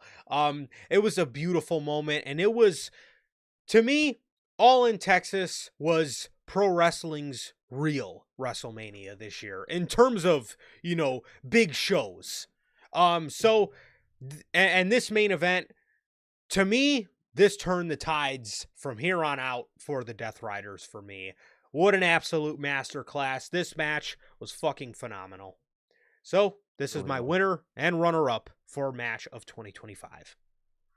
My winner and runner-up is actually reversed from yours because my winner, and it was hard, but my winner was Jon Moxley versus Hangman Page. Texas Death, man. Logan, you say yours was Cody and KO. If I could have picked a third, that would have been my third, right there, man. Oh, it was so close, man. But had to put Cena in there, and I had to put this match in here. I just had to, man. Moxley and Hangman was the culmination this year. Like you said, I think it was the WrestleMania main event we didn't get in a Yes. way, man. It felt like, it was big heels versus babyface Avengers in a genuine way, coming together to defeat the final boss of said company, and that's what they did, man. The match felt grand, the moments in it felt grand, the story beats felt grand, and it was probably the match all year where I went to it and I was like, okay, who the fuck is gonna win this match? Because it could have been Moxley, and it easily could have been Hangman too, man. And it obviously did end up being Hangman, but at the time, dude, they were such in the mentality we could have easily seen a Mox victory here, and It was a great match building up earlier in the night. You know, the rest of the group was taken care of technically. They would later again be taking care of the match for the final time. But, dude, like you said, that entrance of them pulling up in that lifted truck with like the green glowing grill. Oh, Um, the fucking greatest worst commentary call of all Excalibur is time. the GOAT, dude. I'm sorry. The Death Riders Um, have this big gnarly truck. What the and then you fuck? got, I think it was Jim Ross that saved that. They called it his chariot, the chariot that carries the Yeah. champion, John Yeah, Moxley. bro. Very dope. They were just sitting in the bed. Very fucking sick entrance, dude. And like you said, Hangman's was sick too with like the psych out heel tunnel, camera turned over into the face tunnel. Very, very cool moment. I love the camera work from that one. Um, they also did the shot at the start of the match where AEW always does a shot of the guy's hand looking at the opponent. It was Moxley's hand looking Yes. at Hangman. They're always very good with that shot. I seen WWE recently actually copied that shot, funny enough, and They people did it were with praising it. on Who Monday was with it? Braun and Punk. Yeah, they did it. That's the match they did it to, and I'm like, really, really, y'all. But just a very great culmination, man. We saw Bryan Danielson return in the match for a moment to help Hangman. We saw fucking Swerve hit the ultimate. Used to be his greatest enemy. Helped him win the title, man. And produce one of the best memes of the year, man. At the same time, very good moment. The Darby return was super awesome, man. This was genuinely the culmination of everything AEW did. It truly felt like a special, massive main event, man. And my Yep. runner-up, man, another massive match in a match that just felt right. This was just the most right match I felt with John Cena during his farewell run, where it was Yeah. just this is what we should have got the whole time. And again, I love the farewell run, but the feeling of John Cena versus AJ Styles is the feeling I wish we got the entire year, man. It was just the most good, genuinely warm feeling for that match, man. The introduction that they did, that John Cena did for AJ was awesome, dude. And just the moment throughout the match was just so fucking dope, man. All the callbacks, the coquina clutch, the all everything they did to each other, for each other, for the people they faced, the people they were friends with, and like you said, that Sister Abigail moment, it was just so perfect, man. It makes you tear up seeing that shit, man. And then the fans with the fireflies and genuinely, genuinely so perfect. This was the most feel good match all year for me, man. And it had to be my runner up, man. 100%, as you guys have put your votes in, and we got for the winner of the fan vote the exact same thing that I voted, with John Cena and AJ Styles winning at 29.4% of the votes here. And you guys voted your runner-up as John Moxley versus Adam Page too. Speaking a little bit about Moxley and Hangman again, I think Sirkade nailed it down perfectly when he said it felt like the WrestleMania main event we didn't get. This felt it had a big fight feel. It had a big grand finale type feel to it. And then of course, I just have to mention it again. Excalibur with the greatest fucking commentary line of all time during John Moxley's entrance. I mean, dude, it doesn't get any better than Excalibur, bro. John Moxley and his Death Riders are pulling up in this big gnarly truck. Goaded. Big gnarly truck. I, Goaded. I love him. Goaded stuff by Excalibur there, man. But it was so awesome. Again, that crowd in Texas, um everybody loved for the better part of a year and a half to rag on AEW for being in smaller venues, even though those are the same people that told them they need to downsize anyway. I digress. Everybody clowned on AEW for being in smaller venues, and nobody in the crowd gives a shit, and all this, so the crowd is dead, or whatever they want to say. And this was just such an awesome night for AEW, man. They filled up. with what they set up, that Globe Life Field, the crowd was full, and the crowd was hot, and they wanted to be there. It was just such an awesome night for AEW, and it really makes me, hope that they do take, all in, in the States more, because it clearly shows that they do have a fan base that wants to be there, and they do have a fan base that will show up. But yeah, like I said, and then AJ and Cena again, still another quote from Sir K, man, but it just felt right. It just felt right, man. It really did. Everything from the callbacks to the Sister Abigail to the Coquina Clutch. It was really, like I said, man. It was a celebration of both men's careers, and both men's rivalry together, man. And it was just such a beautiful match, and it was well deserved for the match of the year spot. So good on you guys. Like I said, you guys voted 29.4% of the votes as Cena AJ. So, also, I did forget to mention, for a moment, I did not mention that the heel Cena did win by 47.1% of the votes. So, largely ran away with the votes, man. Almost 50% of the votes were heel Cena. So, I did forget to mention that. But Sensible in that one, but very sensible from you guys for your winners for match of the year. We all agree for the most part. These were just the feeling matches all year, and we both went in detail about them, but they just made you feel different things at different times, but they made you feel. 100%. So, moving on, man, we got Faction. Faction of the year. And here we go. Wait for this one. Here are your 8 nominees for Faction of the Year, starting off with Solo Sikoa and his MFT, Next up, we have the Vision, the Hurt Syndicate, the Death Riders, the Judgment Day, Wyatt Six, the Don Callis family, and lastly, we have the Ops. Here are your 8 nominees for Faction of the Year. And with that, my winner for Faction of the Year goes to, I can't believe it, it goes to none other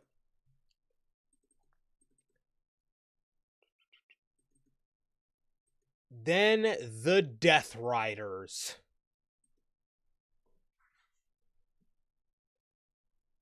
Bro, I never thought I would see the day where the Death Riders genuinely took home the award. Bro, in the beginning of the year, I was making fun of people. Well, the Death Riders also had a horrible start to the year, so I guess I can't fully blame myself for it. But the Death Riders had such a bad start to the year, and I'm telling you, it must have been that big gnarly truck, because from that All-In main event forward, actually no, because the Double or Nothing, like Anarchy in the Arena stuff, was really good. But maybe from about pretty much after Dynasty, it was almost like Mox or Tony knew how bad it was and knew that they had to completely flip the switch here, because these guys just completely turned it around and became one of the most interesting part about AEW television, with the story that they've told of Jon Moxley turning it, being a coward and, not representing what his group represents. That whole story, and then too, All In really solidified Moxley for me as well, man.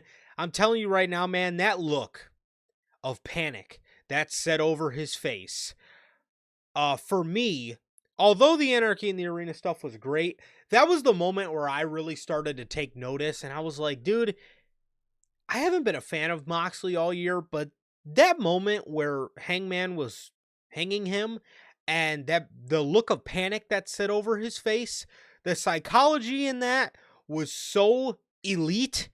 I was like, man, when it was from that moment where I really started to kind of take a liking to what he did, and then the whole group followed. Like I said, with what the story that they told, Claudio turned into like a god. They got Pac back. Daniel Garcia joined the group. Wheeler Yuta, didn't become so much as Wheeler useless. And Marina Shafir became one of the most useful female enforcers, one of the most useful enforcers in general in the game. The Death Riders have become such a fucking kick-ass and enjoyable act on this show. And again, probably right now my favorite story going on AEW Dynamite. I can't believe it, but man, I'm glad to actually be able to give them their flowers. They are so cool. They absolutely command aura with their entrances and with just the vibe of the group in general. The Death Riders, I gotta tip my cap to them. You boys and girls have done a tremendous job getting this fucking faction act back on track, because Lord knows it was well off the fucking tracks, and man, they have done it. You guys have done it, and you guys have earned yourself 2025's Faction of the Year. And as for the runner up, I went with the Vision. The Vision, by no means, was a perfect group, but I really do think Seth Rollins helped these guys blossom so much, whether it was just by putting them with somebody in, or of the status of Seth Rollins in WWE. And then when Seth went away, the Bronze really got to blossom and really got to show, who they were and more of their character. And I think again, I think that the Vision has really helped those two um tremendously, man. I really think it has. And the Vision are my runner up for Faction of the Year, with the Death Riders getting the win. We have the same winners and runner-ups as Death Riders, man. I mean, how could you not go with Death Riders, man? They were the coolest, most important faction all year, man. Like I said, at the beginning of the year was not good for them, man. But up to before All In and then All In, especially and afterwards, holy hell, this group become the coolest thing on television, man. Entrance was dope. Aura off the charts, man. The vibe of the group really good, and the group is useful, man. You have John Moxley, the leader. You have God himself, the dictator, Claudio, the most useful enforcer in the business. Somehow, Marina Shafir, and then the rest of the group still very good, very useful, and just very just they're cool. They're cool. They have a cool logo. They have a cool look. They have a cool entrance. The theme song, man, the Man, best theme song in the business of the year 2025, bar none. Shit was flames. Shit is still flames, and I just had an incredible year, man. At that second half of the year, incredible year, incredibly entertaining. The story they were telling was very good. Up from Mox first, loss at All In, and then the rest of the year just losing and losing, and the faith of the group straining. Marina's face every time he would lose of just disappointment and sadness. Um, and then the turnaround of winning the C2 and, basically Moxley himself becoming babyface with the group still being their heel selves, and the dynamic going into 2026 is very dope, very cool. I love the Death Riders, man. And as for my runner up, the Vision, you have Death Riders at home. We have the Death Riders at home. That is the Vision. And the Vision were nice, man. well, remember They their were original nice. name? They were the Seth Riders at one Yep. point in the year, man. They really were the Seth Riders. They really were copying everything they were doing. Um, but overall, I did like the Vision, man. As much as I dog on him, I like Seth, I guess. But I did Really? like him in the Vision overall this year, man. I did. I liked his interactions, and I really loved the interaction from the Bronson, and Braun. Their interaction specifically in this group really elevated them. 100%, man. And one of the main one of the main things I liked about the Vision the most, actually, funny enough, is the turn. I thought they did that turn. I was actually a really big They fan of the did. way they decided to turn the Vision on Seth. That whole night, man, where he was just so happy and just telling him, we're about to reach the next step, and then they fucking just maul the guy at the end of the show. I mean, that was great. That was great. That was really good stuff, man. As for you guys, also before I move on to the fan vote winner, I just want to say, the Death Riders, congratulations, guys. You did it. You fucking did it. They really did it. Man, I'm proud of them. I'm proud of them, man. I They am. fucking did it. But for the winner of the fan vote for faction of the year, goes to the Vision with 23.5% of the votes going to the Vision. As the runner up goes to the Ops. I am not going to lie. This was the one that I've just been stuck on. No disrespect to the Ops, but like, I think like the group's all right, but the Ops? The Ops got more votes than the Death Riders. Kind of crazy. But Logan, me too. Same. The Same. Ops, Yeah. the The Ops. Ops. Like, listen, again, the group is all right, but like, they're the Ops. They're what? That doesn't make sense to me, man. It doesn't make sense. I don't I don't I'm stuck on this one, man. I don't know where we're coming from with the Ops. The Vision I could kind of see, because I mean, they're my runner up, man. I could see why people would feel that they've done the most out of. They were the focal point of Monday Night Raw. Really, they were in the top major feuds with big name talent and whatnot. I can see the Vision. Again, I can see the Vision with you guys choosing the Vision. But they feuded with big name talent all year. Roman, Punk, Jay, Sammy, LA Knight. They feuded with big names all year. I could see that. The Ops. That one really, I don't know. I don't know where we're getting the Ops from, guys. I mean, they were a list of nominees for a reason. They were on the list of nominees for a reason, but I, I, I'm. You guys got me there. I'll tell you that. Exactly. The Vision for a fan vote, it does make sense. They were the biggest WWE faction all year. They Yeah. were the focal point of Monday Night Raw all year, so that makes sense. The Ops, maybe it's recency bias because That's Samoa what Joe I had was the thinking. title. I think it might be recency bias, and I think it might be just because of that. I mean, the Ops are really, I think you said it before, that there's kind of just Samoa Joe and friends. They're really So barely even a faction. I'll say this about the Ops. They did have the really good moment of the Hook, They turn. And then they also had that great moment earlier in the year where they beat the Death Riders for the trios titles, and the crowd fucking went ape shit. But I didn't think personally that was faction of the year quality, but no, they had some good moments here and there. They did. no, they Still did. shocking They though. did. Still very shocking and very just question marks, man, from the Vanpo, from you guys with that one. So you guys voted the Vision, like I said, with 23.5% of the votes going to the Vision, and the Ops as the runner up. So that is hey man, more power to you. That's why we do this, right? We want to hear what you guys think. But I will say, I'm very shocked. I'm very shocked.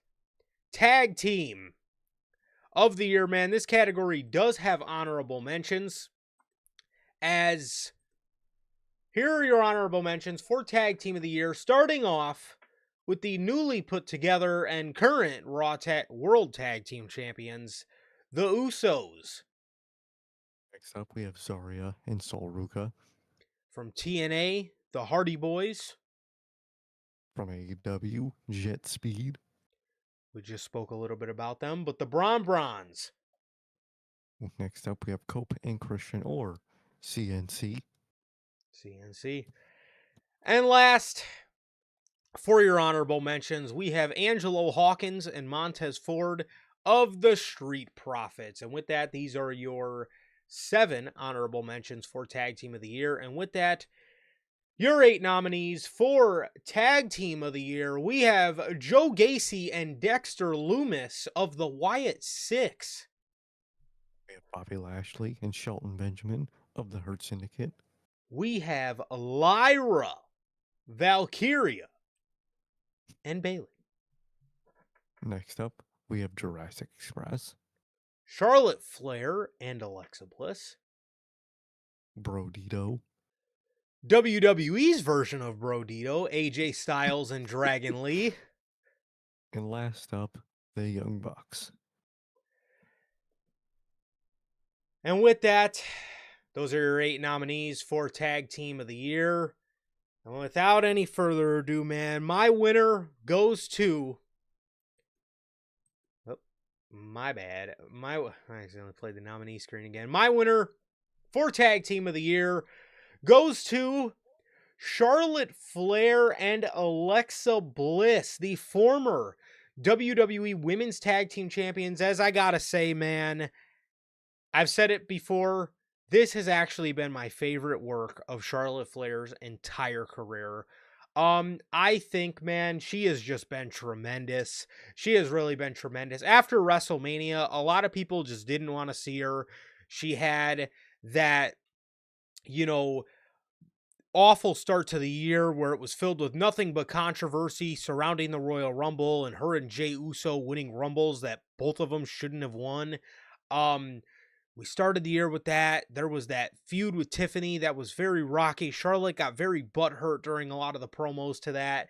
The match with Tiffany came, and after that, she started this story with Alexa Bliss where, these two hated each other and they blossomed into best friends. And it truly, I really got to give her flowers. And same with Alexa Bliss, man. She could have just joined the Wyatt Six and called it a day, and we could have just, did that, and she probably would be doing nothing right now. But they opted to go with this story with Charlotte Flair, and it's actually been one of the most wholesome and just beautiful stories in the women's tag team division and in the tag team division in general of these two just blossoming into best friends. It's been really great. And for my runner-up, I went with the Hurt Syndicate. I thought their tag team stuff this year, they weren't really out there putting on barn burners, but one thing I can say about the Hurt Syndicate, for the AEW tag division, they were different. And that is one thing we always mention about Bobby Lashley, making that jump into the AEW main event scene is I would just love to see him in there because he's so fucking different than everybody else. His style is so different than anybody else on that roster, So, and the Hurt Syndicate, I feel, offered that to the tag team division. These guys were fucking monsters in that tag division, man. And I thought they offered just a very different color than what we're used to getting with the AEW tag team division, man. Like I said, it was the color, it was the color neon green and a sea of fucking orange. So I really appreciated what they brought to the tag team division and just something different, a different style. So the Hurt Syndicate are my runner up, and Charlotte and Alexa take the spot for tag team of 2025. Winner for tag team of 2025 is Lyra and Bailey, man. These two, Wow. throughout their story and their connection, have just been some of the best parts about Raw, man. I mean, I do love the Hurt Syndicate. If I had to choose a men's, I would have chose the Hurt Syndicate, but for all part, men's tag teams did nothing Yeah. all year, man. Um, And it's just one of those things for me where if I'm thinking about tag teams that I cared about the most, Lyra and Bailey are at the top of the list, man. You know, they are just so genuine in their on TV, just um, connection, man. It's very good, very entertaining the way over time they, from the evolution changes of Bailey's, kind of character change and Lyra getting used to it, all that stuff, man.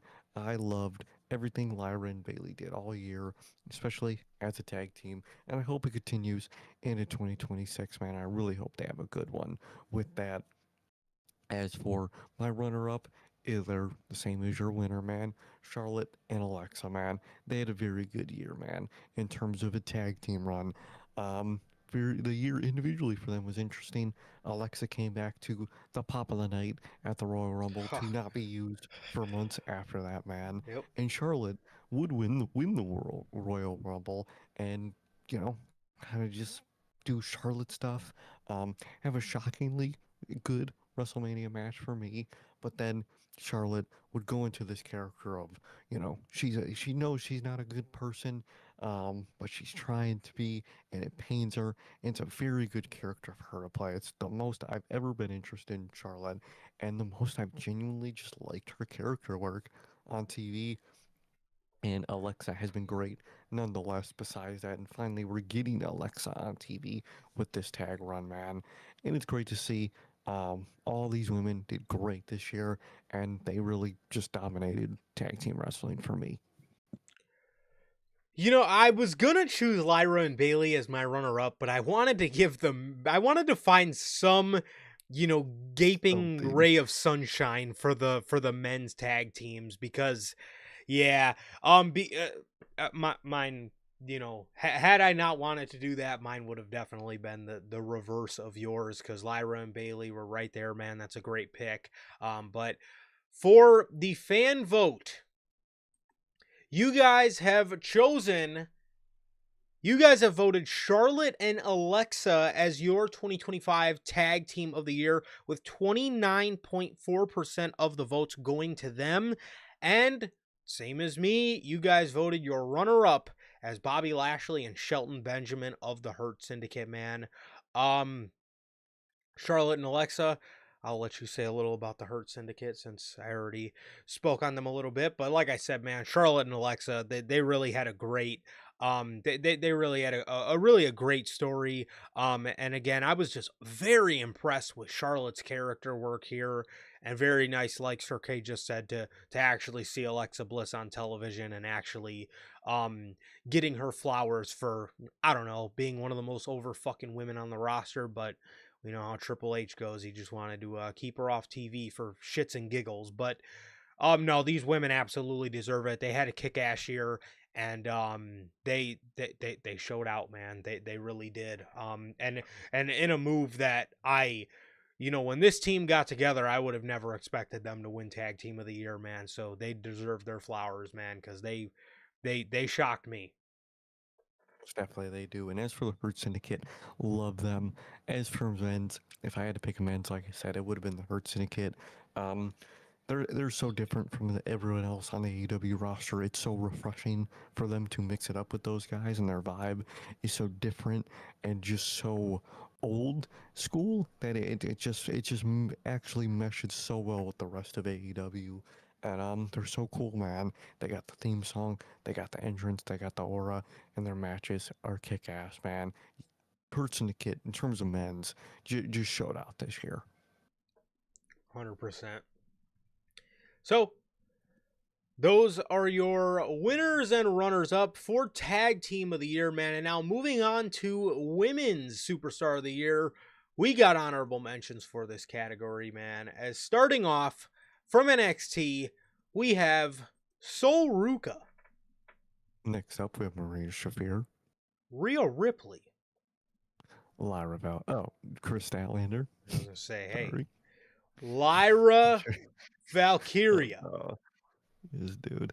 And lastly, for the honorable mention, Stephanie Vacker. Those are your honorable mentions. Those are your list of 6 honorable mentions for Women's Superstar of the Year. And here are your 8 nominees for Women's Superstar of the Year. Starting off with the glamour, the woman from hell. The one time I'm supposed to call her Blake Monroe, I call her Mariah May. Now I'm supposed to call her Mariah May, I almost call her Blake Monroe. Mariah May. Next up, Naomi, Tiffany Stratton. Becky Lynch, Mercedes Ultimo Monet. Bailey, or Bally, Timeless Tony Storm. Io Sky. These are your nominees for Women's Superstar of the Year. As my winner for Women's Superstar of the Year goes to Io Sky. My winner goes to Io Sky, man, as Io, damn near from the jump, had a killer 2025, man, to the point a lot of people started coining her the best professional wrestler. Yes, not just women's, the best professional wrestler on the planet is what they were calling Io Sky, man. Io's done incredible things this year, from her matches with Rhea Ripley where she won the women's world title to the triple threat match at WrestleMania against Rhea and Bianca, all the way to Evolution against Rhea. Man, Io knocked it out of the park. Truly is one of the most crisp and just polished and smooth in-ring performers. Again, not just for the women, but in general, man. Io is an absolute stud, and that is why she wins my Women's Superstar of the Year, man. I just had an amazing year this year in 2025, man. And my runner-up goes to a woman that I think has done a tremendous job elevating things, elevating people, especially towards that middle chunk of the year when she first came back, man. But it's none other than the man, Becky Lynch. Becky, she has elevated that women's IC title. She has elevated Lyra Valkyria. She has elevated Bailey. She has elevated AJ Lee in a lot of ways, man, by, through helping her, make her return back to the ring. There's a reason they put AJ with Becky. It's because they trust Becky and they know how good Becky is. And again, Lyra wasn't really doing much when, by the time Mania season rolled around. And then when Becky came back and turned on Lyra and really got things going for that Women's Intercontinental Championship, that really changed a lot in the trajectory of their career. In the trajectory of Lyra's career, really helped her show a lot more personality, and then they just seamlessly added Bailey into that story, and it was just so good, man. It was so good, and then the stuff with AJ Lee, man, she just sold perfectly for AJ Lee, whether it was on the mic or in the ring. Becky, it was an absolute masterclass of elevation this year for what she did for, like I said, titles and people. Truly, man. Truly great winner, great runner up. Becky almost had it in me. If it was one of those situations where if I could have picked a third, it would have been Becky, man. But my winner is the same as your winner with Io Sky. And like you said, people were genuinely calling her the best wrestler in the world at a point earlier in the year. And it makes sense, man. It makes sense bar for bar. In terms of at least WWE, I would say she was probably the best in-ring wrestler for the time she had versus other people, man. And it was great. She had a very shocking title win on television, which was a very cool moment. I'm glad they did that. Into her title defense at Mania. I think we were all glad she defended her title at Mania and was still champion. The whole story she had with Rhea was really good, man. The I can't beat you and I know you can't beat me thing was a very good dynamic, man. And then they turned that dynamic into a tag team dynamic. I think it was a very good decision, and I like her in the tag team division. I think she and Rhea are going to go on to do really good things. But overall, Io was like you said and like I just said, a lot of people's best in ring worker all year, man. She was showing out, especially earlier in the year. She did great, man. She really did, man. And as for my runner up, man, had to go with Bailey. Someone who didn't have a good start to the year was snubbed from WrestleMania, but they really turned that moment around, man, and they really made that moment really special for the rest of the run she would go on to have, man. Her moment stolen by your runner-up, Becky, and the way they just played that story up was so perfect, man. Between those three women, Bailey, Becky, and Lyra, we constantly said it all throughout this episode of how great they are on Raw and how much they carry Raw. Bailey, man, she's one of those people. Anything you give her, she's gonna turn it to gold, man. Mhm. And give her anything, she'll turn. She could work babyface. She could work heel. She could work a tag team. She could work singles. She could work an underdog.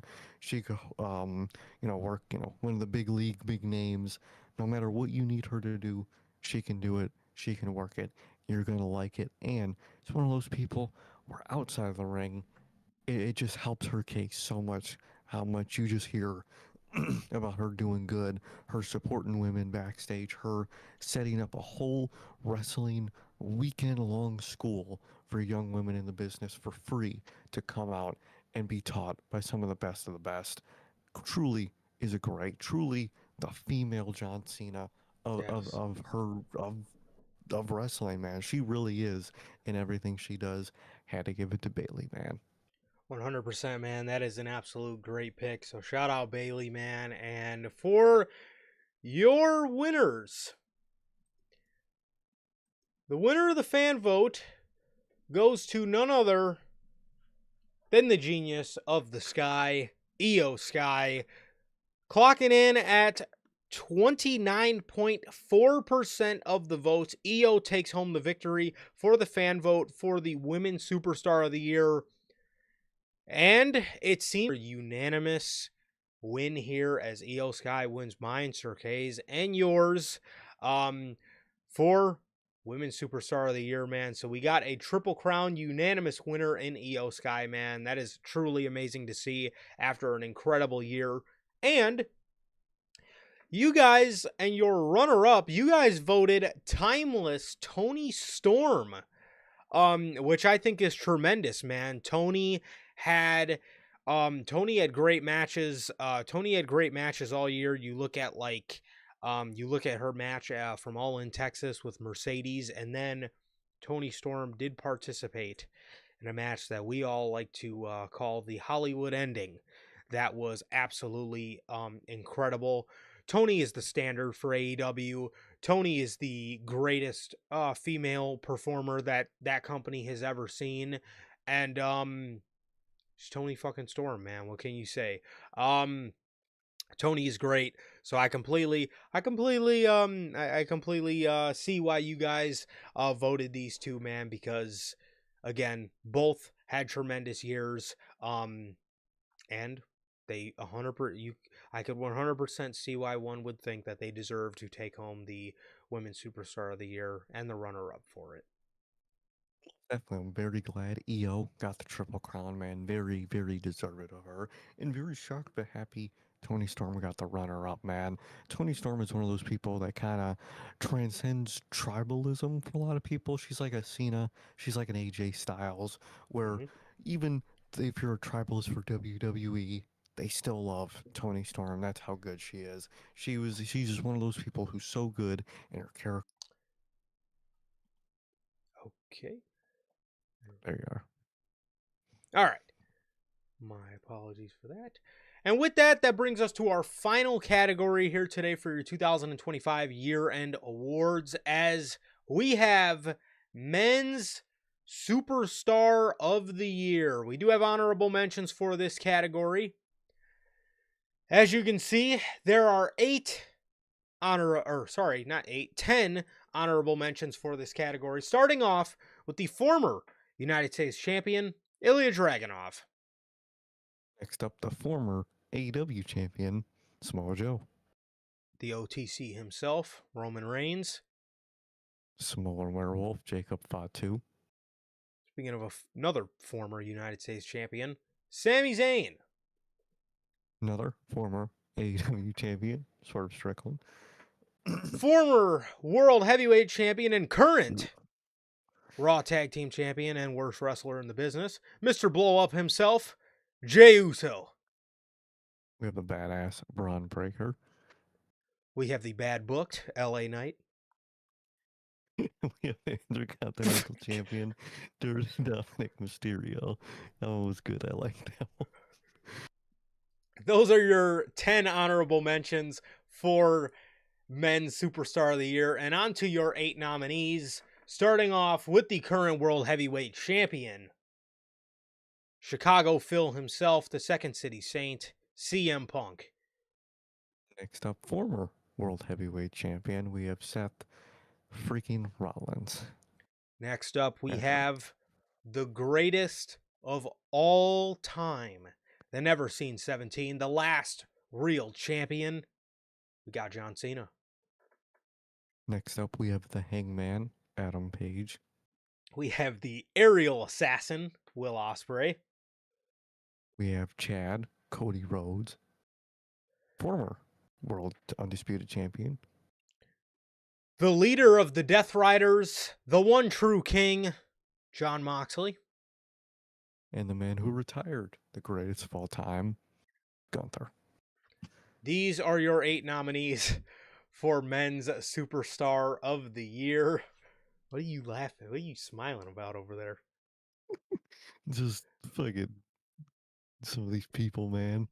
This shit kills me. I never thought I'd hear Sir K give a Seth freaking Rollins. I had to do it for him, I guess.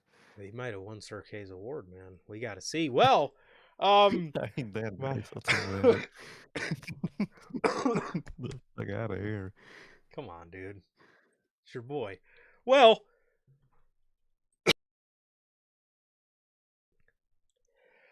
guys, I think you know where this is headed. But my winner for Men's Superstar of the Year goes to the greatest of all time, the Never Seen 17, the last real champion. I went with John Cena for my winner for Men's Superstar of the Year. How do you talk about 2025 in WWE without talking about the greatest of all time? How do you do that without talking about John Cena, bro? This man, from the jump, obviously he's over. He gets great reactions everywhere he goes. From the jump, we started off very rocky to no fault of his own, but they did that Royal Rumble stunt where they fucking put the Royal Rumble victory on Jey Uso for some reason. Instead of Cena or Punk. We then get to the Elimination Chamber. He had an incredible match there. The WrestleMania main event, you guys know how that went. It was a little rocky, but there was that. And then moving on through the whole summer, dude, we got this just beautiful heel Cena presentation of the towel entrance, which is that is probably my favorite Cena entrance, man. I fucking love that John Cena entrance. That is just a thing of beauty. Where it was wearing the belt backwards and would throw the towel over his head, and then when they would be doing his introductions, he would be leaning on the ropes so you could just see the belt. And he like never wanted to show his face. It was so sick. I don't know where he came up with that, but it was so fucking sick. The Mark Nash introductions were great throughout the year. And then the Punk match, the Orton match, the Logan match, the Cody match from SummerSlam, the AJ match, the matches with Dominic, the matches towards the later half of the year, man. John Cena was the fucking man in 2025, and nobody can tell me otherwise. And again, there would be no, I'm telling you, we would have a way different tone about us right now if 2025 did not include John Cena for WWE, because this man made the fucking year. He was WWE in 2025. And for the runner-up, it was between the one true king himself, Jon Moxley, or CM Punk. And I ended up going with CM Punk, man. CM Punk, he main evented his first WrestleMania this year. That is a journey that we've all been on with CM Punk. It's felt like since that one just amazing Colt Cabana podcast, all the way up until WrestleMania 41. It was amazing. He told a great story with Rollins and Roman and Paul Heyman. They told a great story there. He unfortunately was feuding with the Vision for most of the summer, but regardless, still had really good matches, man. Mixing it up with the next generation, the Bronze. Unfortunately, he had to wrestle Jey Uso later in the year. But speaking of that, he won 2 world championships this year. He had a very underrated match with Gunther from SummerSlam. He had the Cena match and the Cena feud. Earlier, in the summer. And then, like I said, after that, it was the Gunther stuff. And the Gunther match was very, very, very underrated. Went right back into the stuff with Seth, unfortunately. And then the stuff with AJ Lee, which was very enjoyable and added a nice bit of flavor to the Seth stuff, which I think everybody was kind of worn down on. And then he won the world championship again and actually got to hang on to it this time. CM Punk had an amazing year, and I was very happy for him. Again, with the 2 world championships, finally getting that WrestleMania main event, a SummerSlam main event in there. And he got to be on a lot of Jey Uso botch compilations for the He Saturday was. night's main event performance, to no fault of his own, but he was No, featured in it was them, all man. Jay. CM Punk had a great year, man. And how awesome is it that for 2025, my winner and runner up are probably the 2 guys I would have had we done these in 2011.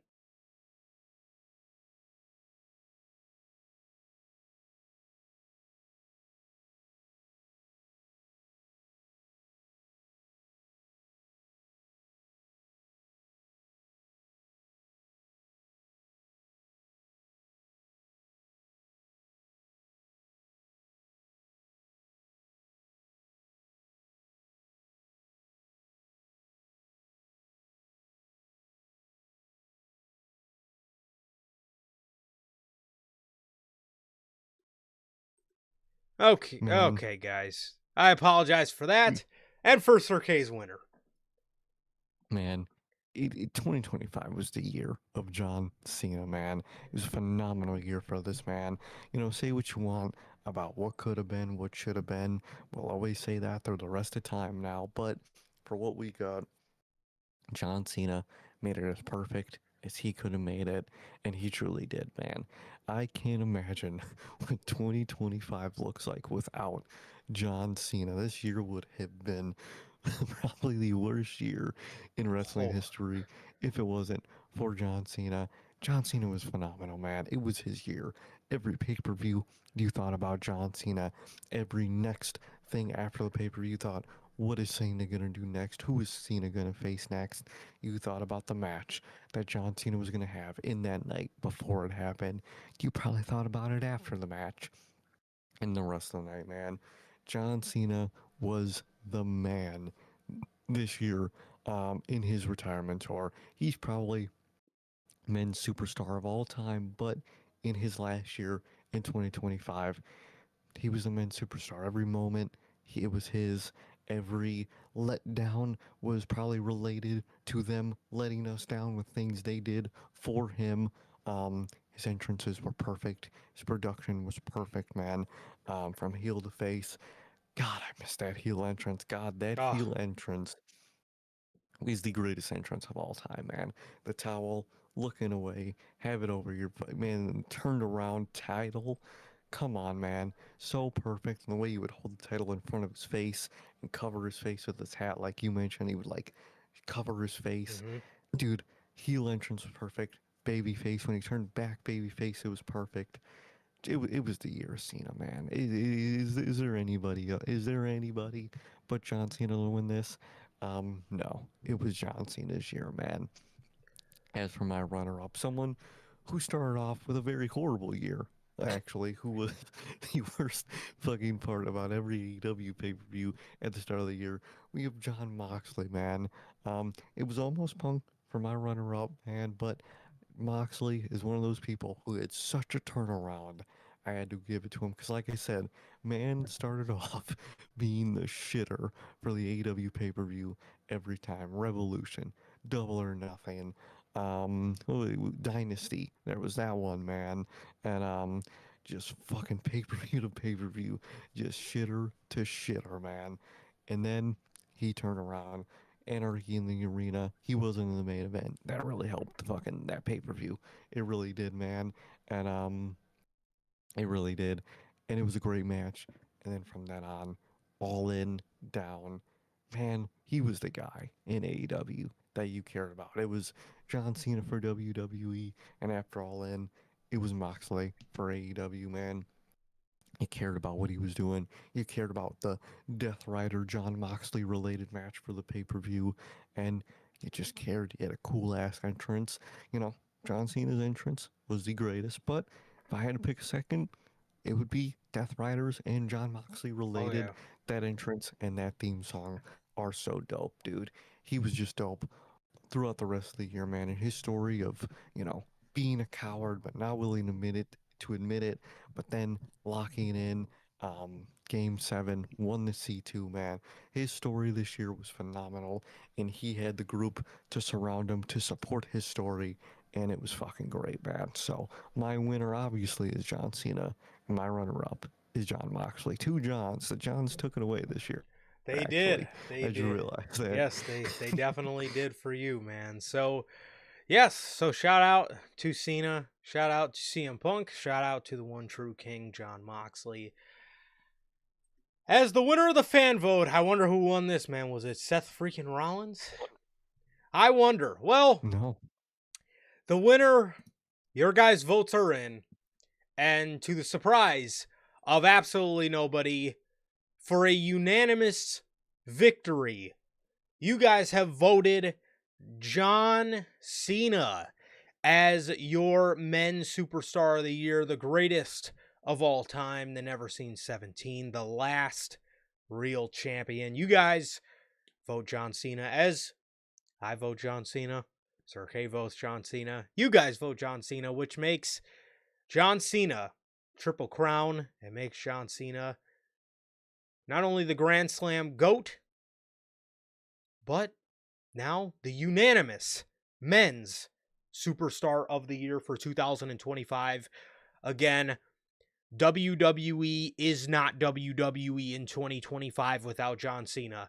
This year looks drastically different should this man not be a part of it.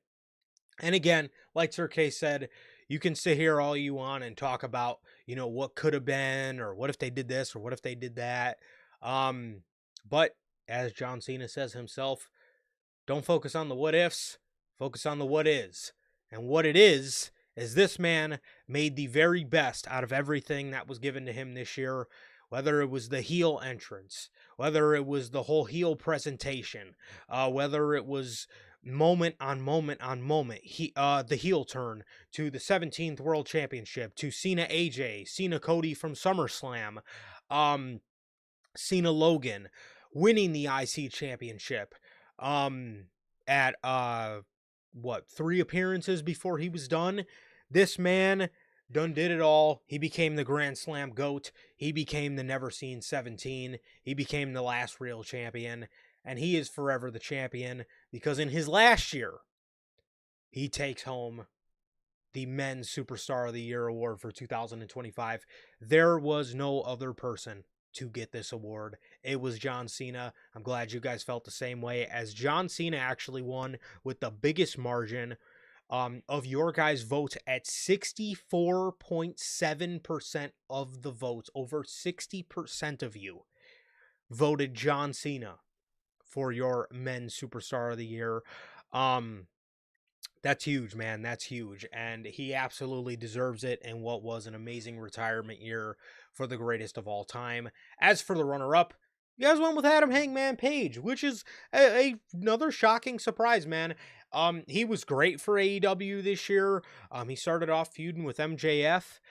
We then went into that just masterclass that was that fucking match with Will Ospreay from Double or Nothing. That was so good. That was so good. And then the Cowboy rode into Texas to battle the one true king in what was my runner-up, Sir K's winner for match of the year. That was just an amazing moment. I can't say enough good things about that moment in itself, man. But there was that.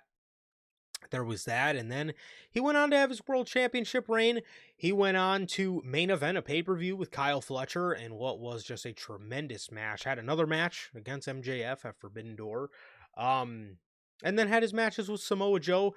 And towards the end of the year and the start of this 2026 year, and now he's teaming with Swerve Strickland in what is a very enjoyable act, man. So, and then had that fatal four-way match at World's End, man. So Adam Hangman Page is the runner-up for the fan vote, as both guys are very deserved. As obviously John Cena, there was no other winner, and then Adam Hangman Page.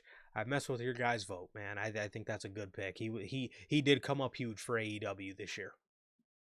Most definitely, man. Most definitely. John Cena is the obvious vote for everybody this year, man. And Hangman, shocking, but not shocking at the same time. I like that vote. He's AEW's main character for a reason, man. He's reliable. No matter what you put him in, he's going to tell a great story and have a good match. Very good and very awesome win for Hangman as the runner-up. Absolutely, man. So John Cena takes home the unanimous victory for our final category here today, man. As wow, what a show this Yeah, has been, man. What a show this has been. love it. This has been a boatload of fun. It's always such a blast. This is not that I forget, but every year it just reminds me why I love year-end award time. Even though, Exactly. in the words of John Moxley, I had to lock in and go to Game 7 last night, but we went to Game 7, we shot the shot, and we fucking made it. So, um, this this is It's hard work. this has been oh geez this has been so much fun, man. This has been so much fun. I want to thank Sir K, man. Honestly, it's so genuine right now. Thank you. Thank you so much for your help. Thank you for your and thank you for your fucking support. Thank you for your continuous pushing of me, man. This has been so much fucking fun. This has been awesome. Um I love year-end awards. Thank you guys. Thank you to everybody who participated. We fucking love hearing what you guys have to say. And we love seeing your guys' votes, man. It is except for the ops. I don't really know what was up with that. We'll have to That one revisit that blew me, I next year. can't lie. That one really blew me a lot. So we'll have to discuss further. However, we could blame Belle for that, as she is the spokesperson for the fan vote. So That is true. whenever Belle gets back, we definitely need to have a conversation with her. She will be held accountable. But regardless, this has been so awesome. This has been so awesome. This has been the Game 7 year-end awards. As man, this has been so much fun, and truly thank you guys so much again to everybody who participated. You guys make this, just as special, man. So truly thank you guys from the bottom of my heart, man. This has been so much fun. It really has, but I love your end awards. I love talking with you guys. Our reasons, your reasons. It's always awesome, man. Thank you, bro, for your hard work. Game 7, the fucking ace, man. Won the C2 last night.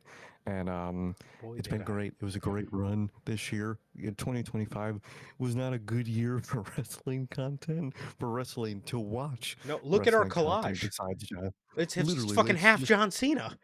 it's just John. Like I'm he literally won I'm most going I'm of going the through year. I'm going through it last night, and I'm like, all right, what else do I need to? Oh, I gotta add. And before I know it, without even realizing it, I'm like, half of this fucking thing is John Cena, and I was like, you know what? It's gonna stay that way, because that's We what he had deserves. It is what it is. We had one non-John Cena moment of the year, man. It was the year of Jeez, Cena, man. the year But of the goat. it was, it really was. It wasn't a great wrestling year, but it was a great year to talk about wrestling with you guys, man. Love talking with you guys. Love talking with you, bro. And thank you guys. I always love your end awards. Always so fucking fun, dude. Absolutely. Always a blast, man. Thank you guys so very much for joining us here today for your annual 2025 year-end award show, man. Thank you guys so very much from the bottom of my heart. Thank you guys. Thank you, Manager Logan, for joining us, and thank you to everybody who joined us in the live chat or in the live in general or a part of the Replay Mafia. Thank you guys so very much. It has been always a pleasure for my Johnny. Nice. Okay. And that is going to do it for this edition of your 2025 Notorious Heels Year-End Awards. Thank you guys. We love you guys. Please like, comment, and subscribe. And we will see you all on Tuesday with NHP Unscripted. Peace.